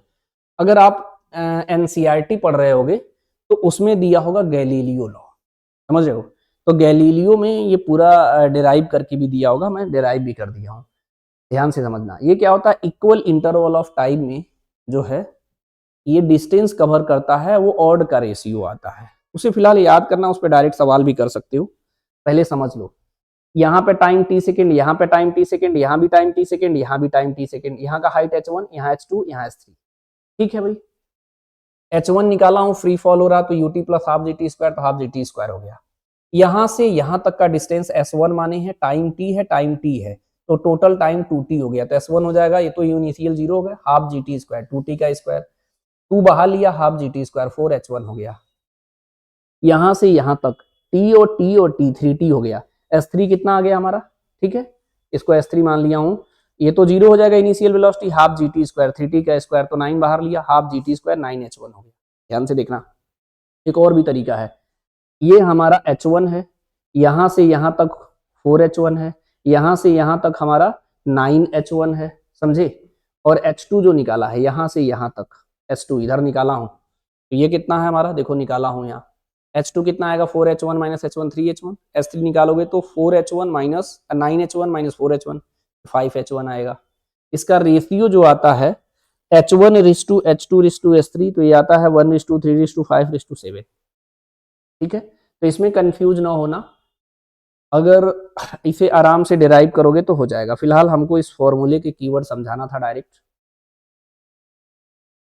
समझे, ये हम ध्यान से समझना। अगर कोई पार्टिकल को फ्री फॉल करे तो इक्वल इंटरवल ऑफ टाइम में जो हाइट होता है उसका रेशियो होता है 1:3:5:7, ये होता है। इसको मैथमेटिकली ऐसे भी लिख सकते हैं, h1/1, h2/3, s3/5, s4/7 dash dash dash, ऐसे भी इस रेशियो को ऐसे लिखा जा सकता है, ये ध्यान रखना, ठीक है। मतलब फाइनली इससे नहीं मतलब था डेरिवेशन से, ये याद रखना है, डायरेक्ट याद रखोगे काम हो जाएगा, ठीक है। अगर डेराइव करना भी हो, मेरा एडवाइस है तो इससे करो, इस वाले फॉर्मूले से, देख रहे हो u तो 0 हो गया, g/2, 2 × 1 - 1 g/2, 2 × 2 - 1, तो ये कितना हो जाएगा, g/2 × 3, 2 × 3 - 1, तो 5 g/2, g/2 सब में से कॉमन होके कट गया, तो 1:3:5:7 आ नहीं गया, इस वाले फॉर्मूले से डायरेक्ट वहां पे डिराइव किए थे, s बराबर ut plus half A T square से, समझे। मतलब यहाँ पे एक फॉर्मूला नहीं डिराइव कर रहे थे लास्ट सेकंड में निकालने के लिए, टी सेकंड में निकालो, t-1 सेकंड में निकालो, तो ये निकल जाता है, ठीक है। फिलहाल मेरा टारगेट है कि आप ये फॉर्मूला जरूर नोट कर लीजिएगा, याद भी होना चाहिए, बहुत जरूरी है, ठीक है। इस पे सवाल कैसे पूछते हैं, ऐसे पूछते हैं, देखो क्या पूछे हैं जी इसमें। ये कह रहा कि stone falls freely under the gravity, it cover a distance h1 h2 and h3 in first 5 second, next 5 second and next 5 second, ठीक है, द रिलेशन बिटवीन दिस, तो ये तो सिर्फ रिलेशन पूछा है, बोलो जी। तो मैंने क्या बोला, h1:h2:h3, 3 तक लिखा है ना, बस डैश डैश डैश, 1:3:5, ऐसे भी लिख सकते हैं, h1/1, h2/3, s3/5, कोई मैच कराओ, ऐसे लिख दिया है। पहली बात तो ये तीनों इक्वल नहीं होगा, सीधे सीधे गलत हो गया, ठीक है। ये जो लिखा है ये भी सीधे सीधे गलत हो गया, नहीं, ये तो सीधे सीधे मैच कर गया जी, h1/n, h2/3, s3, ये क्या है, h2 की वैल्यू 3h1 और s3 की वैल्यू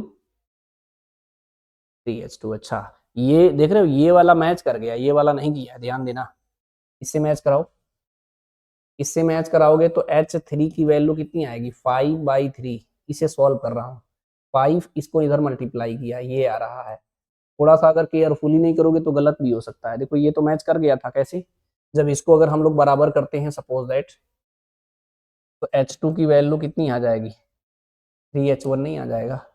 तो थोड़ा भैया केयरफुली एग्जाम में बैठना और शांत दिमाग से क्वेश्चन पेपर को पढ़ना, ठीक है, यानी ये नहीं मैच कर रहा है।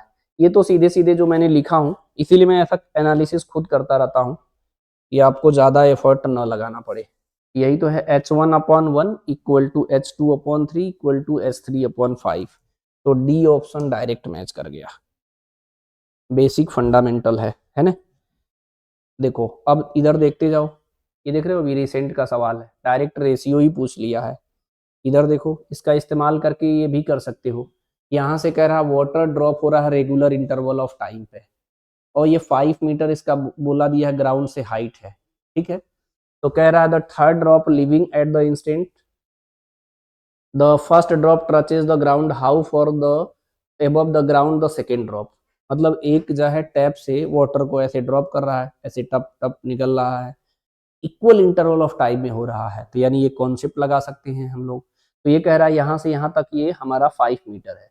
कह रहा जब यहाँ से पहला वाला ड्रॉप कर रहा है तो तीसरा वाला यहाँ पर निकल रहा था, तो दूसरा यहाँ कहीं ड्रॉप होगा, तो दूसरे का यहाँ से हाइट पूछा है। तो हमने कहा था H1 ये H1 है, ये H2, H1 1:3, इसको x और 3x मान लो, ज्यादा बेटर रहेगा।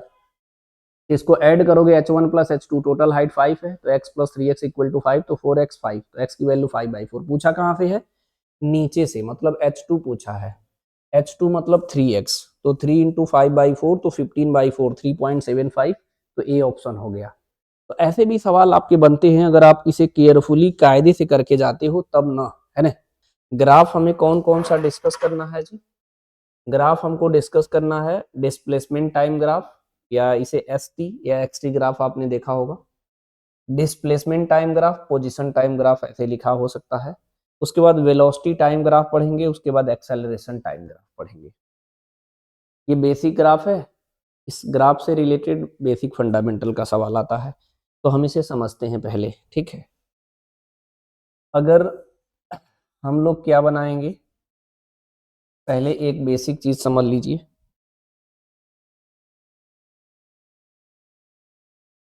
ये सभी ग्राफ बनाने में ज़्यादा इजी रहेगा। वेलोसिटी कैसे निकालते हैं, dx/dt, इसको स्लोप बोलते हैं। एक्सेलरेशन कैसे निकालते हैं, dv/dt, इसको हम स्लोप बोलते हैं, ठीक है। ये v dv/dx, इसको स्लोप बोलते हैं, ठीक है। ध्यान से देखिएगा, इस पर फिलहाल क्वेश्चन अभी नीट में तो नहीं आया, लेकिन हो सकता है आगे बने, बढ़िया बढ़िया ग्राफ के सवाल बनते हैं, ठीक है। तो इस पे ग्राफ हम बेसिकली जो है, हम ये तीनों ग्राफ बनाते कैसे हैं, ये वाले हम इसको पहले डिस्कस कर दे रहा हूँ, ठीक है। इसको मैं डिस्कस स्लोली करेंगे क्योंकि ये काम का है, के बाद दिखा देंगे, है ना। सबसे पहले अगर हम लोग डिस्प्लेसमेंट टाइम ग्राफ बनाएंगे ऐसे xt, ठीक है। उसके बाद क्या बनाएंगे जी हम लोग, xt के 3 ग्राफ मैं बना रहा हूँ, x, ध्यान से समझना। उसके बाद कौन सा ग्राफ बनाएंगे हम लोग, वीटी ग्राफ बनाएंगे, ठीक है। इसके भी लगभग 3 में जनरली हम कंसीडर करने का प्रयास करेंगे। उसके बाद वी, उसके बाद एटी के भी 3 ग्राफ बनाएंगे, एटी के भी 3 ग्राफ बनाएंगे, ठीक है। ए टी, ध्यान से समझिएगा। तो अगर मैं एक्सेलरेशन 0 ले लेता हूं, एक्सेलरेशन 0 का मतलब ये है कि या तो वो ऑब्जेक्ट रेस्ट पे होगा या तो कांस्टेंट वेलोसिटी से मूव करेगा, ठीक है। तो अगर मुझे एक्सटी ग्राफ बनाना होगा तो नॉर्मली अगर ऐसे लाइन ड्रॉ कर देंगे, इसका स्लोप जो है हमको क्या बताता है, dx/dt, और वो बताता है हमको वेलोसिटी, और इसका स्लोप है 0, ठीक है। अगर स्लोप में कंफ्यूजन क्रिएट है तो मैं स्लोप के बारे में थोड़ा सा बैक आके डिस्कस कर देता हूँ, ठीक है।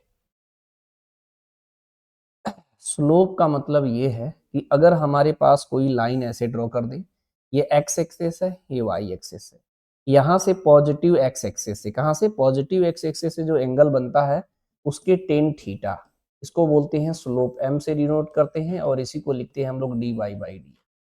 तो यहाँ अगर y है और यहाँ x है तो dy/dx होता है। अगर यहाँ पे मैं लिखता हूँ x और यहाँ पे लिखता हूँ t, तो ये हो जाएगा dx/dt, उसी को रिप्लेस कर रहे हैं। यहाँ पे लिखते हैं v और यहाँ पे t, तो ये यही स्लोप dv/dt हो जाता है। यहाँ पे लिखते हैं a और यहाँ पे t, तो ये हो जाएगा D A divided by D T हो जाएगा। फिलहाल हमें ये यूज करना है, ये यूज करना है, ये इस पे भी ग्राफ बनता है, इसको जर्क बोलते हैं, लेकिन ये जेई एडवांस लेवल में ग्राफ बनता है। इसमें भी ग्राफ पूछा जा सकता है, तो मैं बनाना सिखा दूंगा। पहले हम बेसिक फंडामेंटल की ग्राफ डिस्कस करेंगे। इस तरीके से हम लोग निकालते हैं, ठीक है। तो इसका जब हम ग्राफ बनाएंगे तो समझ में आ गया कि इसका टेन जीरो हो जाएगा, क्योंकि ग्राफ ऐसे है हमारा, ऐसे एंगल होता है, ऐसे ऐसे ऐसे कर दिया तो एंगल जीरो हो गया। तो यहाँ टेन जीरो हो गया, यानी टेन जीरो की वैल्यू जीरो होता तो स्लोप जीरो हो गया, यानी वेलोसिटी जीरो हो, वेलोसिटी जीरो हो गया, यानी ये ऑब्जेक्ट क्या है, रेस्ट पे। इस तरीके का ग्राफ बन सकता है। इसमें ऐसे भी ग्राफ बना सकते हैं, कैसे जी? अगर मैं ऐसा करूंगा, ऐसे, तो इसका अगर हम लोग स्लोप निकालेंगे तो ये एंगल देखिए कहीं भी चेंज नहीं हो रहा है, यानी dx बाई डी टी जो हमारा आएगा, क्या आएगा जी, dx divided by D T, इसको बोलते हैं वेलोसिटी, और ये कांस्टेंट आएगा। ध्यान से समझिएगा, यानी कांस्टेंट है तब भी एक्सेलरेशन जीरो होगा, क्योंकि एक्सेलरेशन का फॉर्मूला होता है v2 minus V one divided by T. Velocity constant है तो उसका डिफरेंस जीरो हो जाएगा, और डिफरेंस जीरो हो जाएगा यानी एक्सेलरेशन जीरो हो जाएगा। तो दो तरीके का ग्राफ पॉसिबल, ऐसे भी खींच सकते हो, ऐसे भी खींच सकते हो। अगर मैं इसमें कहूं कि अगर हमारा एक्सेलरेशन है, कांस्टेंट है लेकिन पॉजिटिव है, तो इसमें ऐसे देखेंगे कनकेव अपवर्ड बनता है, ठीक है। लेकिन अगर मैं एक्सेलरेशन को हम निगेटिव ले लें और कांस्टेंट, वेरिएबल नहीं ले रहा हूं, कांस्टेंट, जैसे इसका कहने का मतलब 2 मीटर पर सेकेंड स्क्वायर, और इसके कहने का मतलब -2 मीटर पर सेकेंड स्क्वायर। का माइनस और प्लस का मतलब बस इतना सा होता है, ये डायरेक्शन को इंडिकेट करता है, लेकिन इसके ग्राफ अलग बनते हैं। ये बनता है कनकेव डाउनवर्ड बनता है, ठीक है। बेसिक फंडामेंटल में बहुत डेप्थ में नहीं जाएंगे, आपको चीजें क्लियर हो जाए, आपसे नीट के सवाल बनने लगे, इतना बात करूंगा, ठीक है। अब देखो वीटी पे चलते हैं। एक्सेलरेशन जीरो है तो आपको पता है कि इसका slope DV by D T होगा। तो एक्सेलरेशन हमें अगर जीरो करना है तो देखो डीवी बाई डी टी जो है हमारा एक्सेलरेशन है, तो अगर इसका स्लोप जीरो होगा तभी हमारा एक्सेलरेशन जीरो होगा। तो इसमें लाइन ऐसे ही खींचेंगे, गलती से ऐसे मत खींच दीजिएगा, सिर्फ ऐसे ही बनेगा। इसमें क्या कह रहा है, एक्सेलरेशन पॉजिटिव कांस्टेंट है, यानी ऐसे लाइन ड्रॉ करेंगे हम लोग। इसका जो स्लोप है dv बाई डी टी, ये कैसा आएगा, ये थीटा जो है कांस्टेंट है, और ये इसका स्लोप कैसा आता है, पॉजिटिव, ठीक है। तो स्लोप पॉजिटिव नेगेटिव सर कैसे समझेंगे?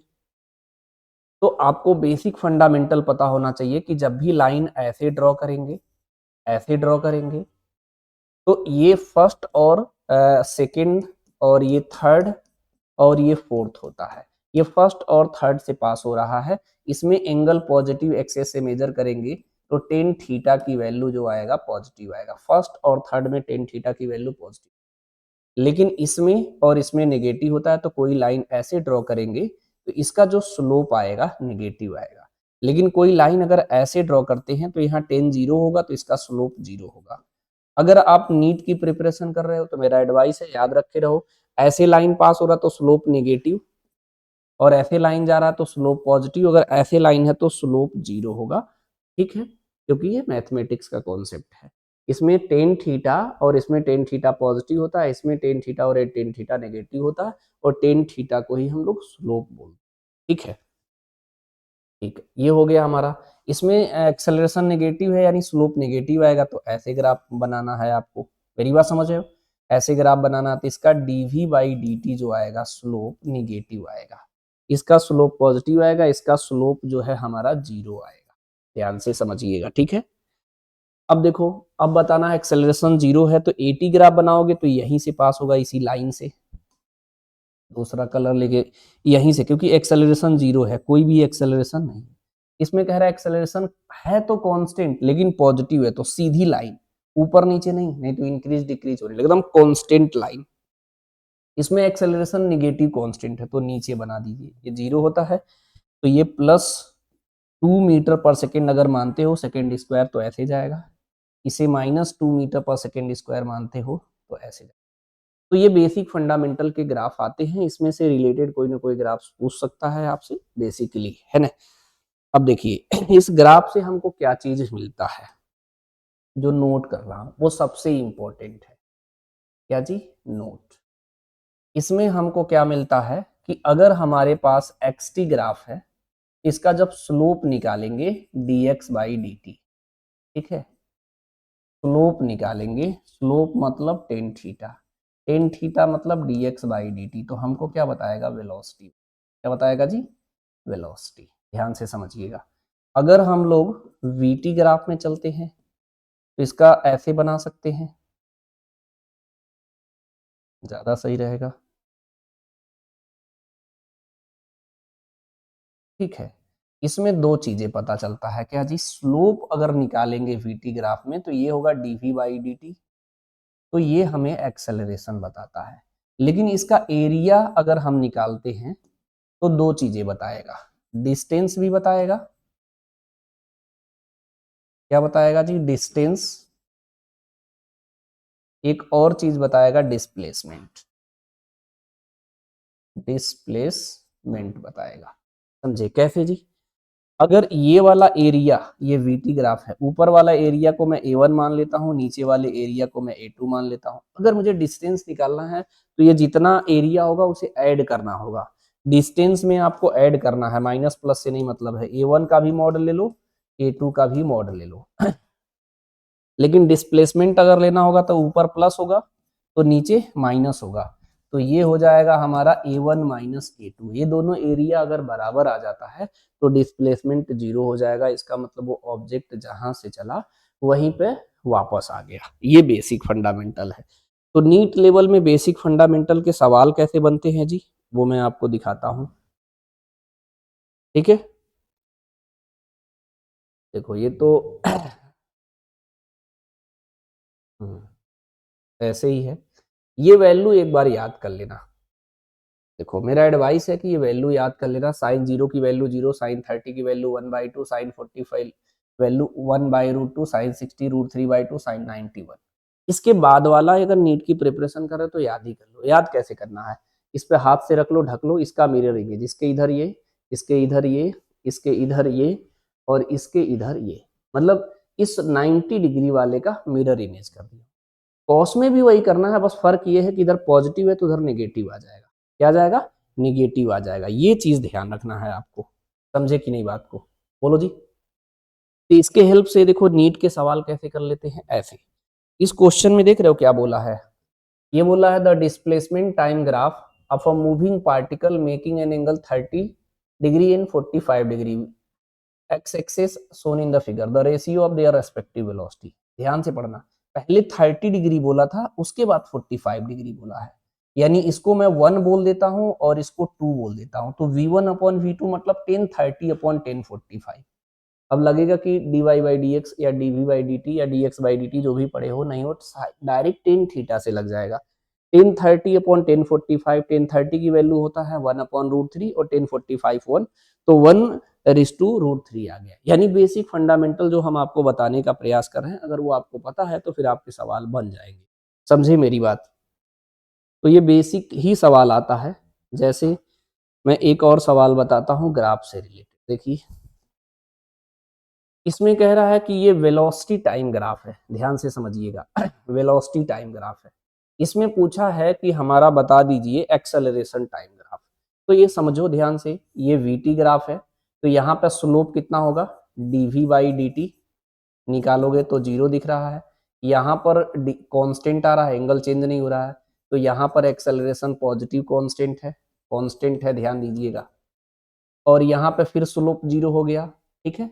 तो यहाँ पे स्लोप 0 हो गया तो यहाँ पे एक्सेलरेशन 0 हो जाएगा। यहाँ पे स्लोप निगेटिव है तो यहाँ पे एक्सेलरेशन निगेटिव है और कांस्टेंट हो जाएगा। समझे कि नहीं मेरी बात? अब इसका आपको 80 ग्राफ बनाना है, तो पहले एक्सेलरेशन 0 है, इसमें भी एक्सेलरेशन 0 है, इसमें भी एक्सेलरेशन 0 है, इसमें भी एक्सेलरेशन 0 है, इसमें भी एक्सेलरेशन, तो पता नहीं चला।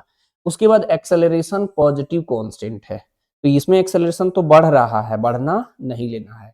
इसमें एक्सेलरेशन कांस्टेंट है, ये लेना है। इसमें एक्सेलरेशन बढ़ रहा है तो ये नहीं लेना है।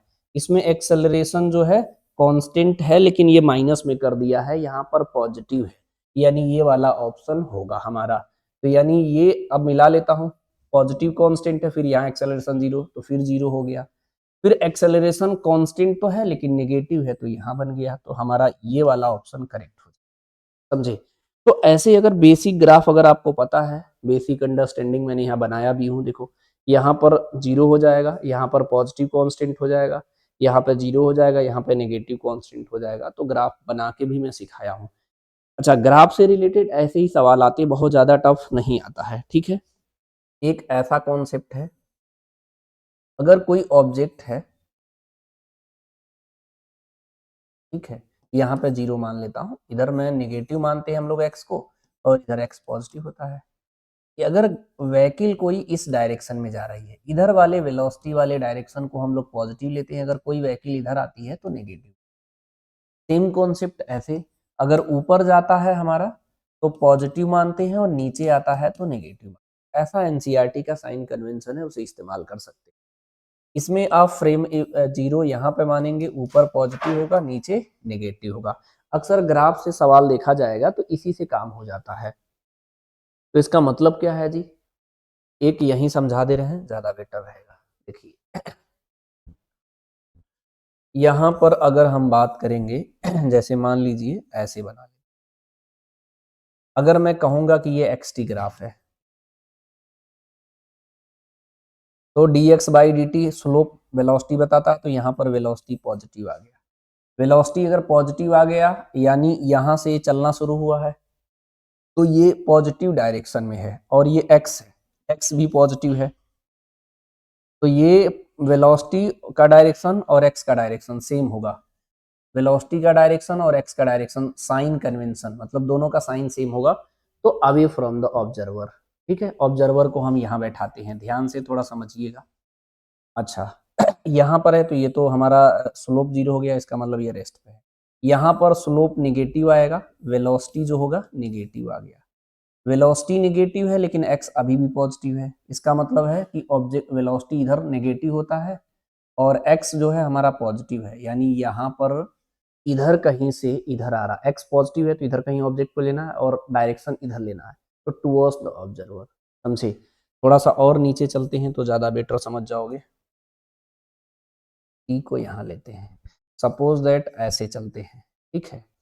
यहाँ पर अब स्लोप तो स्लोप ही है, वो स्लोप नहीं चेंज हुआ, सीधी लाइन खींचा हूँ, स्लोप निगेटिव है, लेकिन इधर ये 0 होता है, इधर हमारा नेगेटिव होता है, एक्स ऊपर पॉजिटिव, एक्स नेगेटिव हो गया, वी नेगेटिव हो गया, यानी ये वी नेगेटिव है और ये वी नेगेटिव है, दोनों इधर है, तो अवे फ्रॉम द ऑब्जर्वर।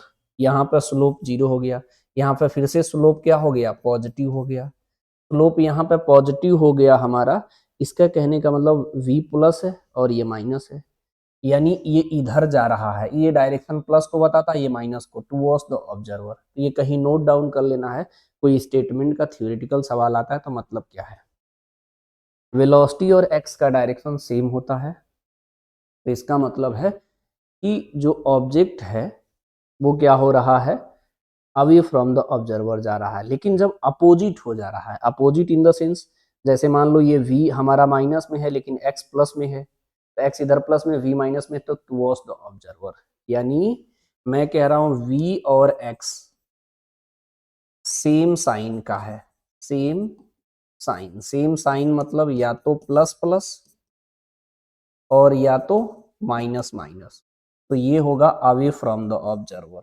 क्या होगा जी, away from the observer. Observer से क्या हो जाएगा, दूर जाएगा, अवे फ्रॉम, ऐसे ही लिख दो, समझ गए। अवे फ्रॉम लिख देना, आगे लिख लेना अवे फ्रॉम द ऑब्जर्वर, ठीक है।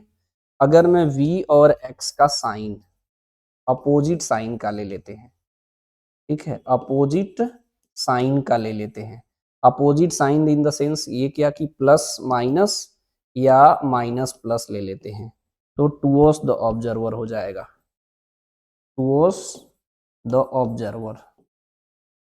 हो सकता है ऐसे कोई थ्योरी का भी सवाल आए, समझे कि नहीं, बोलो जी। तो ये ध्यान रखे रहना। और ये तो न्यूमेरिकल के लिए मैंने बताया ऐसे सवाल आता है, मैंने यहाँ पे स्लोप के लिए बताया, समझे, ये पीछे अभी बताया था, मैथ के हिसाब से tan theta Y X graph X T slope लिखोगे, एक्स टी में D X by D T, V T में D V by D T, A T में D A by D T. ये स्लोप, वेलोसिटी, एक्सेलरेशन और ये jerk बताता है। ठीक है, टेन थीटा की वैल्यू निकालते समय ध्यान देना है कि जहां मान लो यहाँ पर अगर ऐसे कोई लाइन बनाया हूं मैं, ऐसे लाइन खींच दिया हूं, तो बच्चे एंगल नहीं पता कर पाते, इस लाइन को जबरदस्ती यहाँ शिफ्ट कर लो। ये जो भी एंगल है इस डायरेक्शन से लेना। सपोज दैट अगर एंगल यहाँ से 30 दिया है तो हमें ये नहीं चाहिए, हमें ये चाहिए, तो ये टोटल 90 है तो ये 60 हो जाएगा। तो हमें 1060 ही लगाना है स्लोप निकालते समय। एंगल हमेशा पॉजिटिव एक्स एक्सिस से लेना है, समझे कि नहीं? बोलो जी। ये मैंने साइन कन्वेंशन बताया था, इसमें सारे पॉजिटिव होता है, इसमें साइन थीटा और कोसेक थीटा, इसमें टेन थीटा और कॉट थीटा, इसमें कॉस थीटा और टेन थीटा। यानी इसमें जो है टेन थीटा पॉजिटिव होता है और इसमें, लेकिन इसमें टेन थीटा नेगेटिव, इसमें टेन थीटा नेगेटिव। इसलिए मैंने बताया था ऐसे लाइन होगा तो स्लोप नेगेटिव, ऐसे लाइन होगा तो स्लोप पॉजिटिव, और ऐसे लाइन होगा तो स्लोप जीरो होगा। तो यहाँ पर ये बेसिक फंडामेंटल बताए थे। ठीक है, पहले मैं लिख के बताया हूँ। उसके बाद आपको थोड़ा सा मैथमेटिक्स का बता दे रहा हूँ। जैसे y equal to M X plus C है, m को ही तो स्लोप बोलते हैं। स्ट्रेट लाइन स्लोप पॉजिटिव है तो ग्राफ ऐसे बनेगा और ऐसे बनेगा। वो कट कहाँ कर रहा है, यहाँ कर रहा है या यहाँ कर रहा है, वो सेकेंडरी मैटर है। स्लोप नेगेटिव है तो लाइन ऐसे बनता है। ये मैथमेटिक्स यूज कर रहा हूँ, थोड़ा सा सीख जाओगे तो बेटर रहेगा, समझे? अगर जैसे y इक्वल टू 2x है तब ओरिजिन से पास कराइएगा, वैसे नहीं है ना। स्लोप कोई भी कर्व दिया रहता है तो उस कर्व पे अगर टेंजेंट ड्रॉ करते हैं तो वो स्लोप बताता है। क्या बताता है? स्लोप। ठीक है, तो यही पैराग्राफ सबसे इंपॉर्टेंट था, इसी को नोट डाउन करिएगा आप। ठीक है, एक ग्राफ यहाँ बताता हूँ। अगर किसी ऑब्जेक्ट को आप फ्री फॉल मतलब ऊपर फेंकते हो, ठीक है, इसको यू टर्न का ग्राफ बोलते हैं, समझे कि नहीं? अगर हमारा वीटी ग्राफ ऐसे है, यानी एक्सेलरेशन ड्यू टू ग्रेविटी अगर हमेशा नीचे की ओर लगता है तो यहाँ पे एक्सेलरेशन निगेटिव लिया हूं क्योंकि इसका स्लोप निगेटिव आएगा। अगर एक्सेलरेशन निगेटिव है और कांस्टेंट है तो कॉनकेव डाउनवर्ड बनेगा एक्सटी का ग्राफ, और एक्सेलरेशन निगेटिव होगा तो ये यू टर्न का ग्राफ है, ये पूछा जा सकता है, समझे कि नहीं? किसी ऑब्जेक्ट को जब ऊपर फेंकोगे तो ऊपर जाएगा, के बाद तुरंत at a instant velocity zero होगा, फिर वापस आएगा। मेरी बात समझ रहे हो? तो जब वापस आएगा उसका ग्राफ अगर पूछेगा तो वीटी ग्राफ ऐसे बनेगा, स्लोप नेगेटिव रहेगा हमारा। और उसके बाद क्या होगा हमारा एक्सटी ग्राफ कनकेव डाउनवर्ड बनेगा, और एक्सेलरेशन तो जी की वैल्यू 9.8 लेंगे, निगेटिव होगा तो ये माइनस नीचे ग्राफ बनाया हूं और कांस्टेंट लाइन बनाया तो बोलते हैं यू टर्न का ग्राफ। ठीक है, तो ग्राफ का बेसिक फंडामेंटल। अच्छा, कोई क्वेश्चन देखना ऐसे बना रहता है तो ऐसा कोई ग्राफ नहीं एग्जिस्ट करेगा। क्यों? क्योंकि इस 2 पॉइंट मान के इसे स्लोप निकालोगे तो यहाँ पे 1090 बन जाएगा। यहाँ इस तो एंगल मेजर करते हैं तो ये 10 थीटा हो जाएगा 1090, और 1090 होता है इनफाइनाइट अनडिफाइंड। तो ऐसा कोई नहीं ग्राफ बन सकता। या ये भी कह सकते हो कि एक ही टाइम में किसी पार्टिकल का 2 पोजीशन थोड़ी ना हो सकता है। कोई एक टाइम पे अगर फोन करके किसी से पूछ रहा है तो वो 2 लोकेशन एक ही बार नहीं बता सकता है, तो ऐसा कोई ग्राफ एग्जिस्ट नहीं करता है। ठीक है, समझ रहे हो? रिलेटिव वेलोसिटी का मतलब क्या है जी? ये मैंने एग्जांपल भी बताया था कि ऑब्जर्वर पे डिपेंड करता है। तो रिलेटिव वेलोसिटी निकालते कैसे हैं हम लोग? ठीक है, इसको भी पहले मैं खुद ही समझा दे रहा हूं। अगर हम वेलोसिटी ए का बी के रेस्पेक्ट में निकालते हैं तो इसे लिखते हैं वी ए माइनस वी। ठीक है, इसको बोलते हैं ऑब्जर्वर। ठीक है, ये हमारा फिक्स्ड पॉइंट है। तो इसे रीड करते हैं velocity of A with respect to B. अगर मैं वेलोसिटी ऑफ पी क्यू निकालता हूं तो लिखता हूं velocity of VP minus V Q. इसको लिखता हूं velocity of P with respect to Q, तो क्यू ऑब्जर्वर है, यानी क्यू के रेस्पेक्ट में हम उसकी वेलोसिटी बता रहे हैं।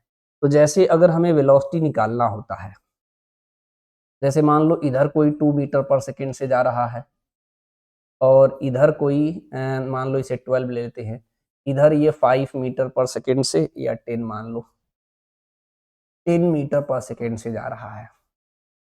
इसको ए मान लेते हैं, इसको बी मानते हैं। Velocity of A with respect to B निकालेंगे तो कैसे करते हैं जी? V A minus V B ऐसे करते हैं। लेकिन अभी वेक्टर तो मैंने पढ़ाया नहीं, 2D को मैं अलग पोर्शन में डिस्कस कर रहा हूँ, तो सिर्फ एनसीईआरटी का बेसिक कॉन्सेप्ट इस्तेमाल करना, सवाल सॉल्व हो जाएगा। क्या जी? इधर वाले डायरेक्शन को पॉजिटिव लेना है, इधर वाले डायरेक्शन को नेगेटिव लेना है, तो विद साइन सॉल्व करना है। Velocity of V with respect to A, V A कितना हो जाएगा प्लस का 12 माइनस वी बी, ये भी प्लस का 10, तो ये कितना हो जाएगा 2 मीटर पर सेकेंड। ये प्लस में आया, प्लस लिख रहा हूं सिर्फ समझाने के लिए, यानी velocity of A with respect to B, यानी ऑब्जर्वर कौन है बी पे, ऑब्जर्वर कहाँ है ये है, इसको क्या लगेगा कि ये कार इसकी ओर 12 मीटर पर सेकेंड से नहीं आ रहा है, 2 मीटर पर सेकेंड से आ रहा है, समझे कि नहीं। इसी में अगर हम डायरेक्शन इसका बदल देते हैं, ठीक है, बेसिक कॉन्सेप्ट में सिखा दूंगा तो फिर सवाल लगा लोगे इजीली। इसी क्वेश्चन में अगर मैं डायरेक्शन अगर बदल देता हूं, डायरेक्शन अगर हम लोग इधर बदल देते हैं, 12 मीटर पर सेकेंड है और ये कितना है जी 10 मीटर पर सेकेंड है, ठीक। तो इसमें अगर हमें इसका नाम ए है, इसका नाम बी है, तो velocity of A with respect to B निकालोगे तो V A minus V B करना है, तो ये कितना होगा 12 माइनस, और ये यही वाला कॉन्सेप्ट यूज करना है, इसे माइनस का 10 यूज करेंगे, तो माइनस माइनस प्लस हो जाएगा, तो ये कितना हो गया 22 मीटर पर सेकेंड हो जाएगा। ऑब्जर्वर इसमें कौन है बी, ठीक, यानी बी के रेस्पेक्ट में ए की वेलोसिटी निकाला है, यानी बी में जो ऑब्जेक्ट होगा, जो बी को क्या लगेगा कि ए की वेलोसिटी कितनी है 22 मीटर पर सेकेंड, यानी बी को लगेगा कि ए जो है बी की ओर, इधर वाले डायरेक्शन को पॉजिटिव बोलते हैं, इसकी ओर आ रहा है हमारा 22 मीटर पर सेकेंड। और इसमें एक बेसिक कॉन्सेप्ट आता है रिलेटिव वेलोसिटी का, इससे ज्यादा टफ सवाल बन ही नहीं सकता है। देखो अगर कोई ऑब्जेक्ट यहां से जा रहा है मान लो v1 से, ये जा रहा हमारा v2 से, इसके बीच का गैप मान लो d है, तो ये पूछता है कि ये इसको कितने है, ये कंडीशन है v1 ग्रेटर देन v2 होना चाहिए, तो ये इसको कितनी देर में इसको क्या करेगा ओवरटेक करेगा, तो हम कॉन्सेप्ट लगाते हैं dr अपॉन vr, तो dr मतलब इसके बीच का गैप, vr मतलब रिलेटिव सेपरेशन, डायरेक्शन अगर दोनों का सेम है तो v1 माइनस v2 कर देंगे, लेकिन दोनों का डायरेक्शन अगर हम अपोजिट कर देते हैं, ये v1 है ये v2 है, इसके बीच का गैप d है, अब मैं पूछूंगा कि ये कितने टाइम में एक दूसरे को क्रॉस करेगा, तो रिलेटिव सेपरेशन d है और इसके बीच का रिलेटिव स्पीड, दोनों का डायरेक्शन है तो ऐड कर देना v1 प्लस v2। इस पे नीट में सवाल आ सकता है, और क्या बन सकता है इसमें सवाल जी, हम लोग इक्वेशन ऑफ मोशन लगाते हैं v equal to U plus A T, जैसे अगर मैं किसी ऑब्जेक्ट को ऐसे बनाऊं, इसे लूं 1 मीटर पर सेकेंड, इसे लूं मैं 10 मीटर पर सेकेंड, ये इधर जा रहा है ये इधर जा रहा है, मान लो इसके बीच का गैप मान लो 20 मीटर है, उसके बाद मैं पूछूं कि ये इसे कितनी देर में पकड़ेगा, तो आप कहोगे नहीं, क्योंकि ये बहुत तेज से जा रहा है, ये धीमे से जा रहा तो इसे पकड़ नहीं पाएगा, लेकिन अगर मैं इसे एक्सेलरेशन दे दूं 5 मीटर पर सेकेंड तब तो पकड़ेगा ना, तब ये बेसिक कॉन्सेप्ट अब इसमें इस्तेमाल नहीं होगा, यहाँ होगा इक्वेशन ऑफ मोशन इस्तेमाल होगा, ठीक है। तो यहाँ पर जो भी है जैसे V R equal to U R plus A R T,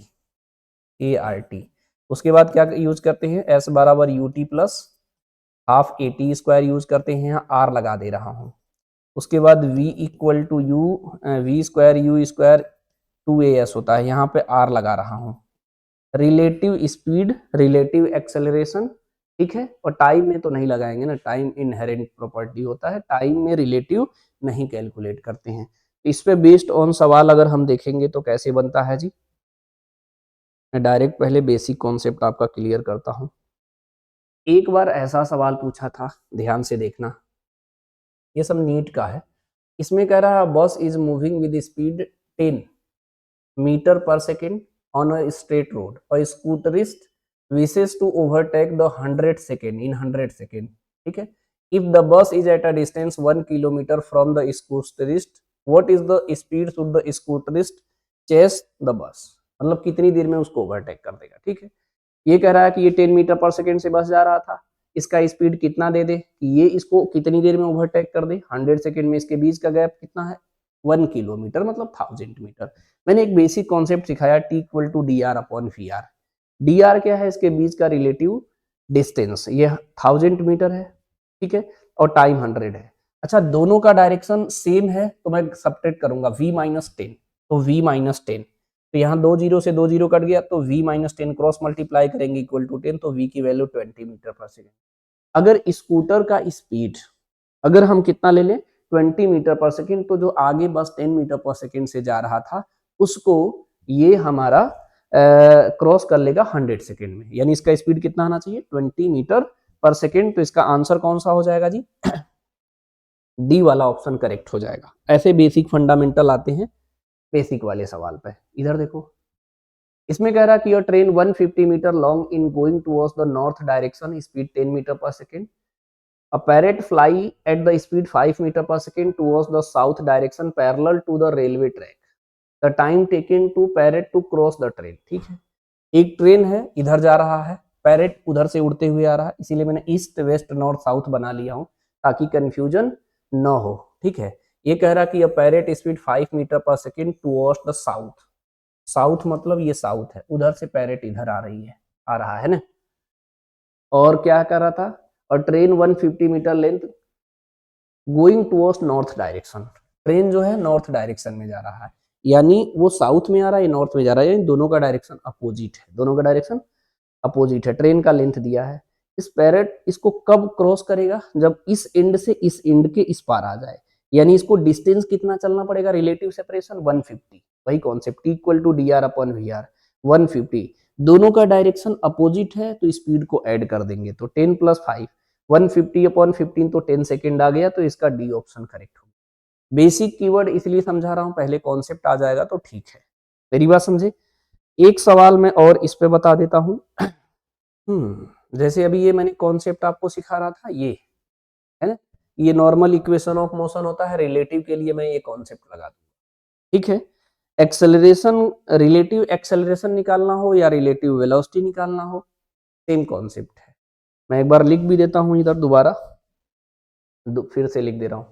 जैसे मैं यहां लिखता हूं velocity of A with respect to B, दूसरे कलर से लिखता हूं velocity of A with respect to V, तो ये होता है V A minus V B. Acceleration of A with respect to B लिखेंगे तो ए माइनस ए बी लिखेंगे। और इसको 1D में, इसमें 1D में ध्यान रखना, 2D में मत लगा देना। 1D में हम जो डायरेक्शन लिए हैं कि किधर प्लस लेना किधर माइनस, उसके हिसाब से सॉल्व हो जाएगा आपका। ठीक है, इसमें एक एनसीईआरटी का सवाल मिला, क्योंकि नीट में मिल ही नहीं रहा था तो मैंने एनसीईआरटी से पेस्ट कर लिया हूं। इसमें कह रहा है कि two train A and B length 400 metre, ठीक है, each moving on a parallel tracks with uniform speed 72 kilometre per hour in the same direction with speed A ahead B. The driver B decide to overtake, ठीक है, and accelerate 1 meter per second square. If after 50 second go the guard B just brushes the past driver A, what was the original distance between them? ठीक है, तो question ना समझ में आया तो मुझसे समझिए। एक ट्रेन बी पीछे है, ट्रेन ए आगे है, बी का जो ड्राइवर है उसने सोचा कि मैं इसको क्रॉस करता हूँ भाई। पहले ये भी 72 किलोमीटर से जा रहा था, ये भी 72 किलोमीटर पर आवर से, तो ऐसे तो ओवरटेक करेगा नहीं। जब ये डिसाइड करेगा तो स्पीड अपना बढ़ाएगा, मतलब एक्सेलरेट करेगा। तो इसने इसको एक्सेलरेशन कितना लिया 1 मीटर पर सेकेंड, तब इसको ये ओवरटेक करा। और कितनी देर में करा? 50 सेकेंड में करा। उसके बीच में कितना गैप होगा? तो इसमें मैंने क्या लगाया, एस बराबर U T plus half A T square होता है, बेसिक फंडामेंटल। यहाँ S R equal to U R plus half A R T square कर लिया। हाँ, एक एडवाइस है, हमेशा पीछे को ही हम क्या कर रहे हैं, इसके रेस्पेक्ट में ही निकाल रहा हूं, ये चीज ध्यान रखे रहिएगा। जैसे मुझे एक्सेलरेशन निकालना है तो इसमें से इसे सबट्रैक्ट कर रहे हैं, अगर आप इसमें से इसे सबट्रैक्ट करेंगे तो साइन कन्वेंशन थोड़ा सा चेंज हो जाएगा, तो इसलिए हम पीछे से ही हमेशा मानते हैं डायरेक्ट। ठीक है, एस आर जो है हमारा निकालना है, यू आर कितना है 72 में से 72 घटाओ तो 0 हो गया। ये तो नहीं, रिलेटिव स्पीड का मतलब दोनों सेम डायरेक्शन में, तो सबट्रैक्ट करना है। कुछ बच्चे 72 किलोमीटर पर आवर को मीटर पर सेकंड में निकालेंगे, तो यहाँ भी टाइम आपका वेस्ट जाता है।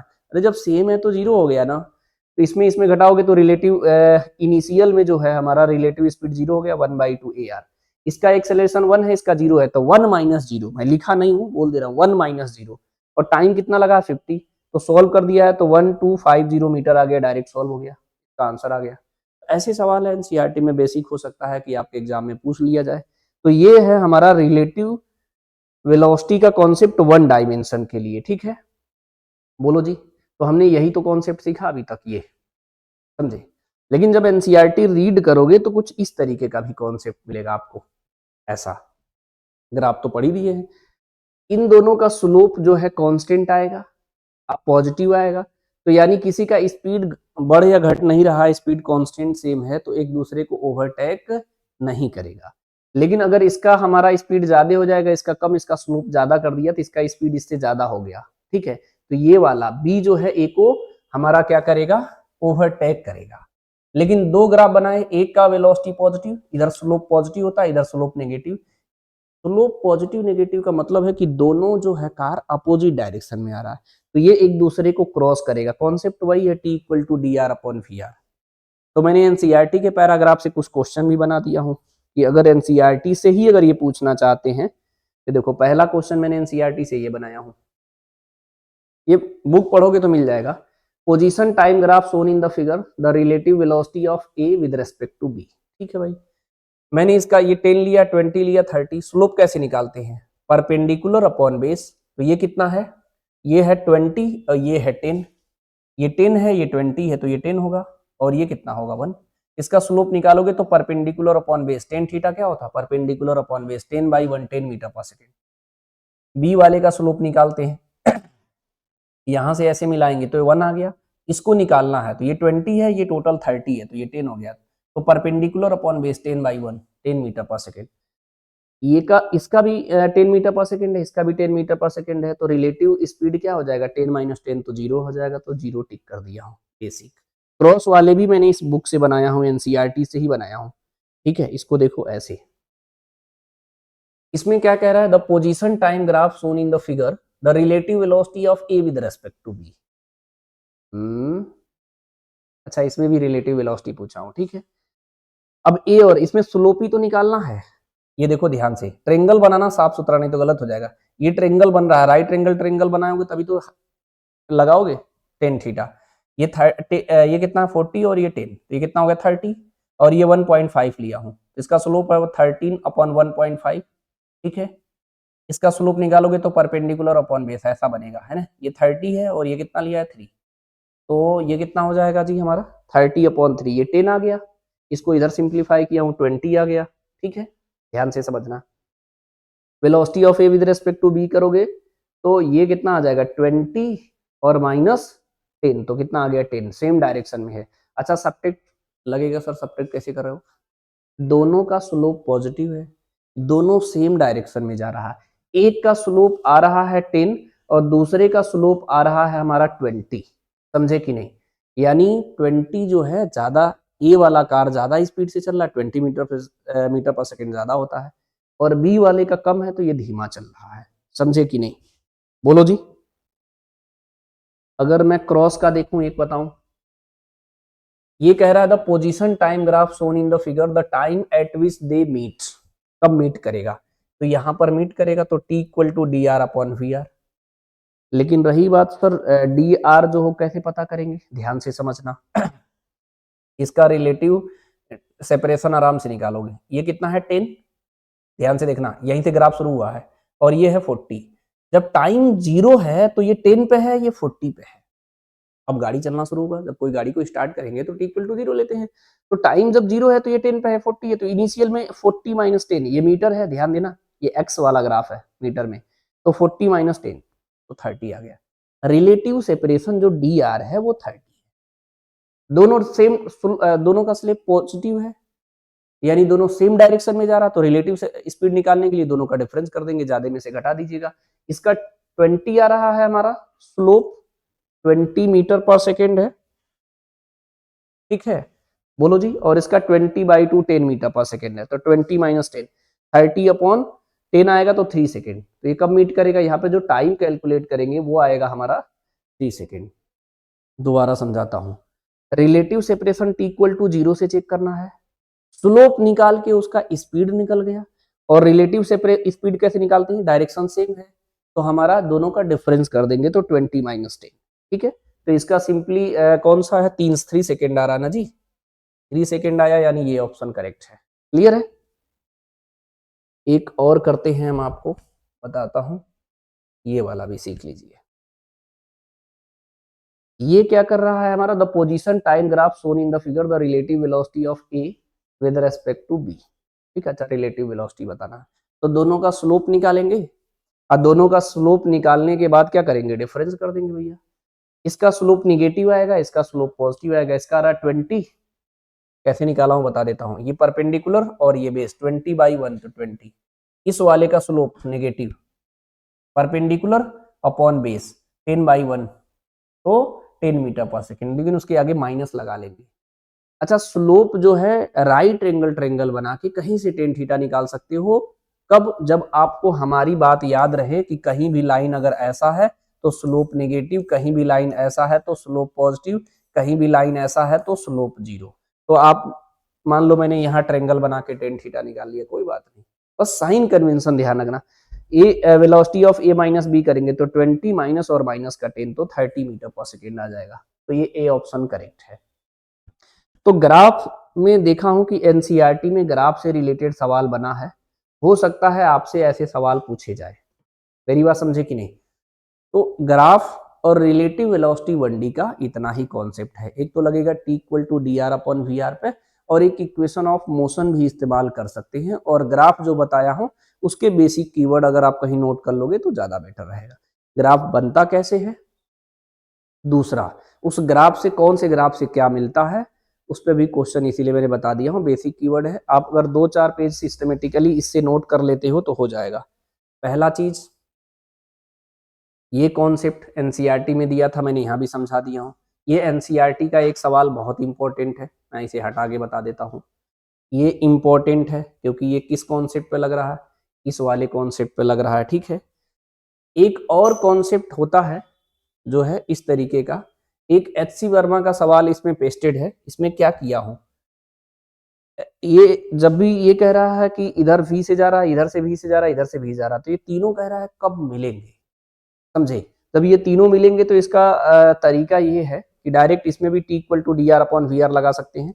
तो मैंने इस v वाले को कंपोनेंट लिया हूं, तो इधर आएगा v cos 60 और इधर आएगा v sin 60, तो इससे मतलब नहीं है, सिर्फ इससे मतलब है, ये इधर जा रहा है, इधर जा रहा है, तो दो डायरेक्शन अपोजिट है तो दोनों को ऐड कर दे रहे थे, t equal to V plus V cos 60। तो इसे सॉल्व करने के बाद 2d अपॉन 3v आ रहा है, तो इसका सी ऑप्शन करेक्ट है। वैसे ऑप्शन नहीं दिया था, ऑप्शन मैं बनाया हूं क्योंकि ये एचसी वर्मा का सवाल है, और एचसी वर्मा के बुक में ये प्रूफ भी किया गया है इस तरीके से।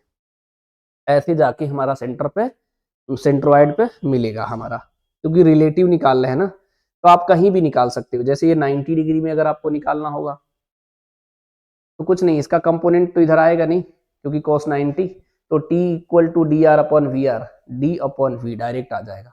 यानी रेगुलर पॉलीगन में ये कॉन्सेप्ट लगा सकते हैं, ठीक है। ट्रायंगल का था, अब इसी तरह यहाँ भी लगा, एक और मैंने पेस्ट किया होगा उसे भी देख सकते हो, यहाँ भी लग सकते हो। ये हेक्सागन पे है, अब 6 पार्टिकल है, ये सब कब मिलेंगे, डायरेक्शन का बहुत इस्तेमाल है, v इधर है तो v cos 60 इधर आएगा, ये ऊपर आएगा, इससे मतलब है, इससे मतलब है, दोनों को मैं नीचे बना लिया।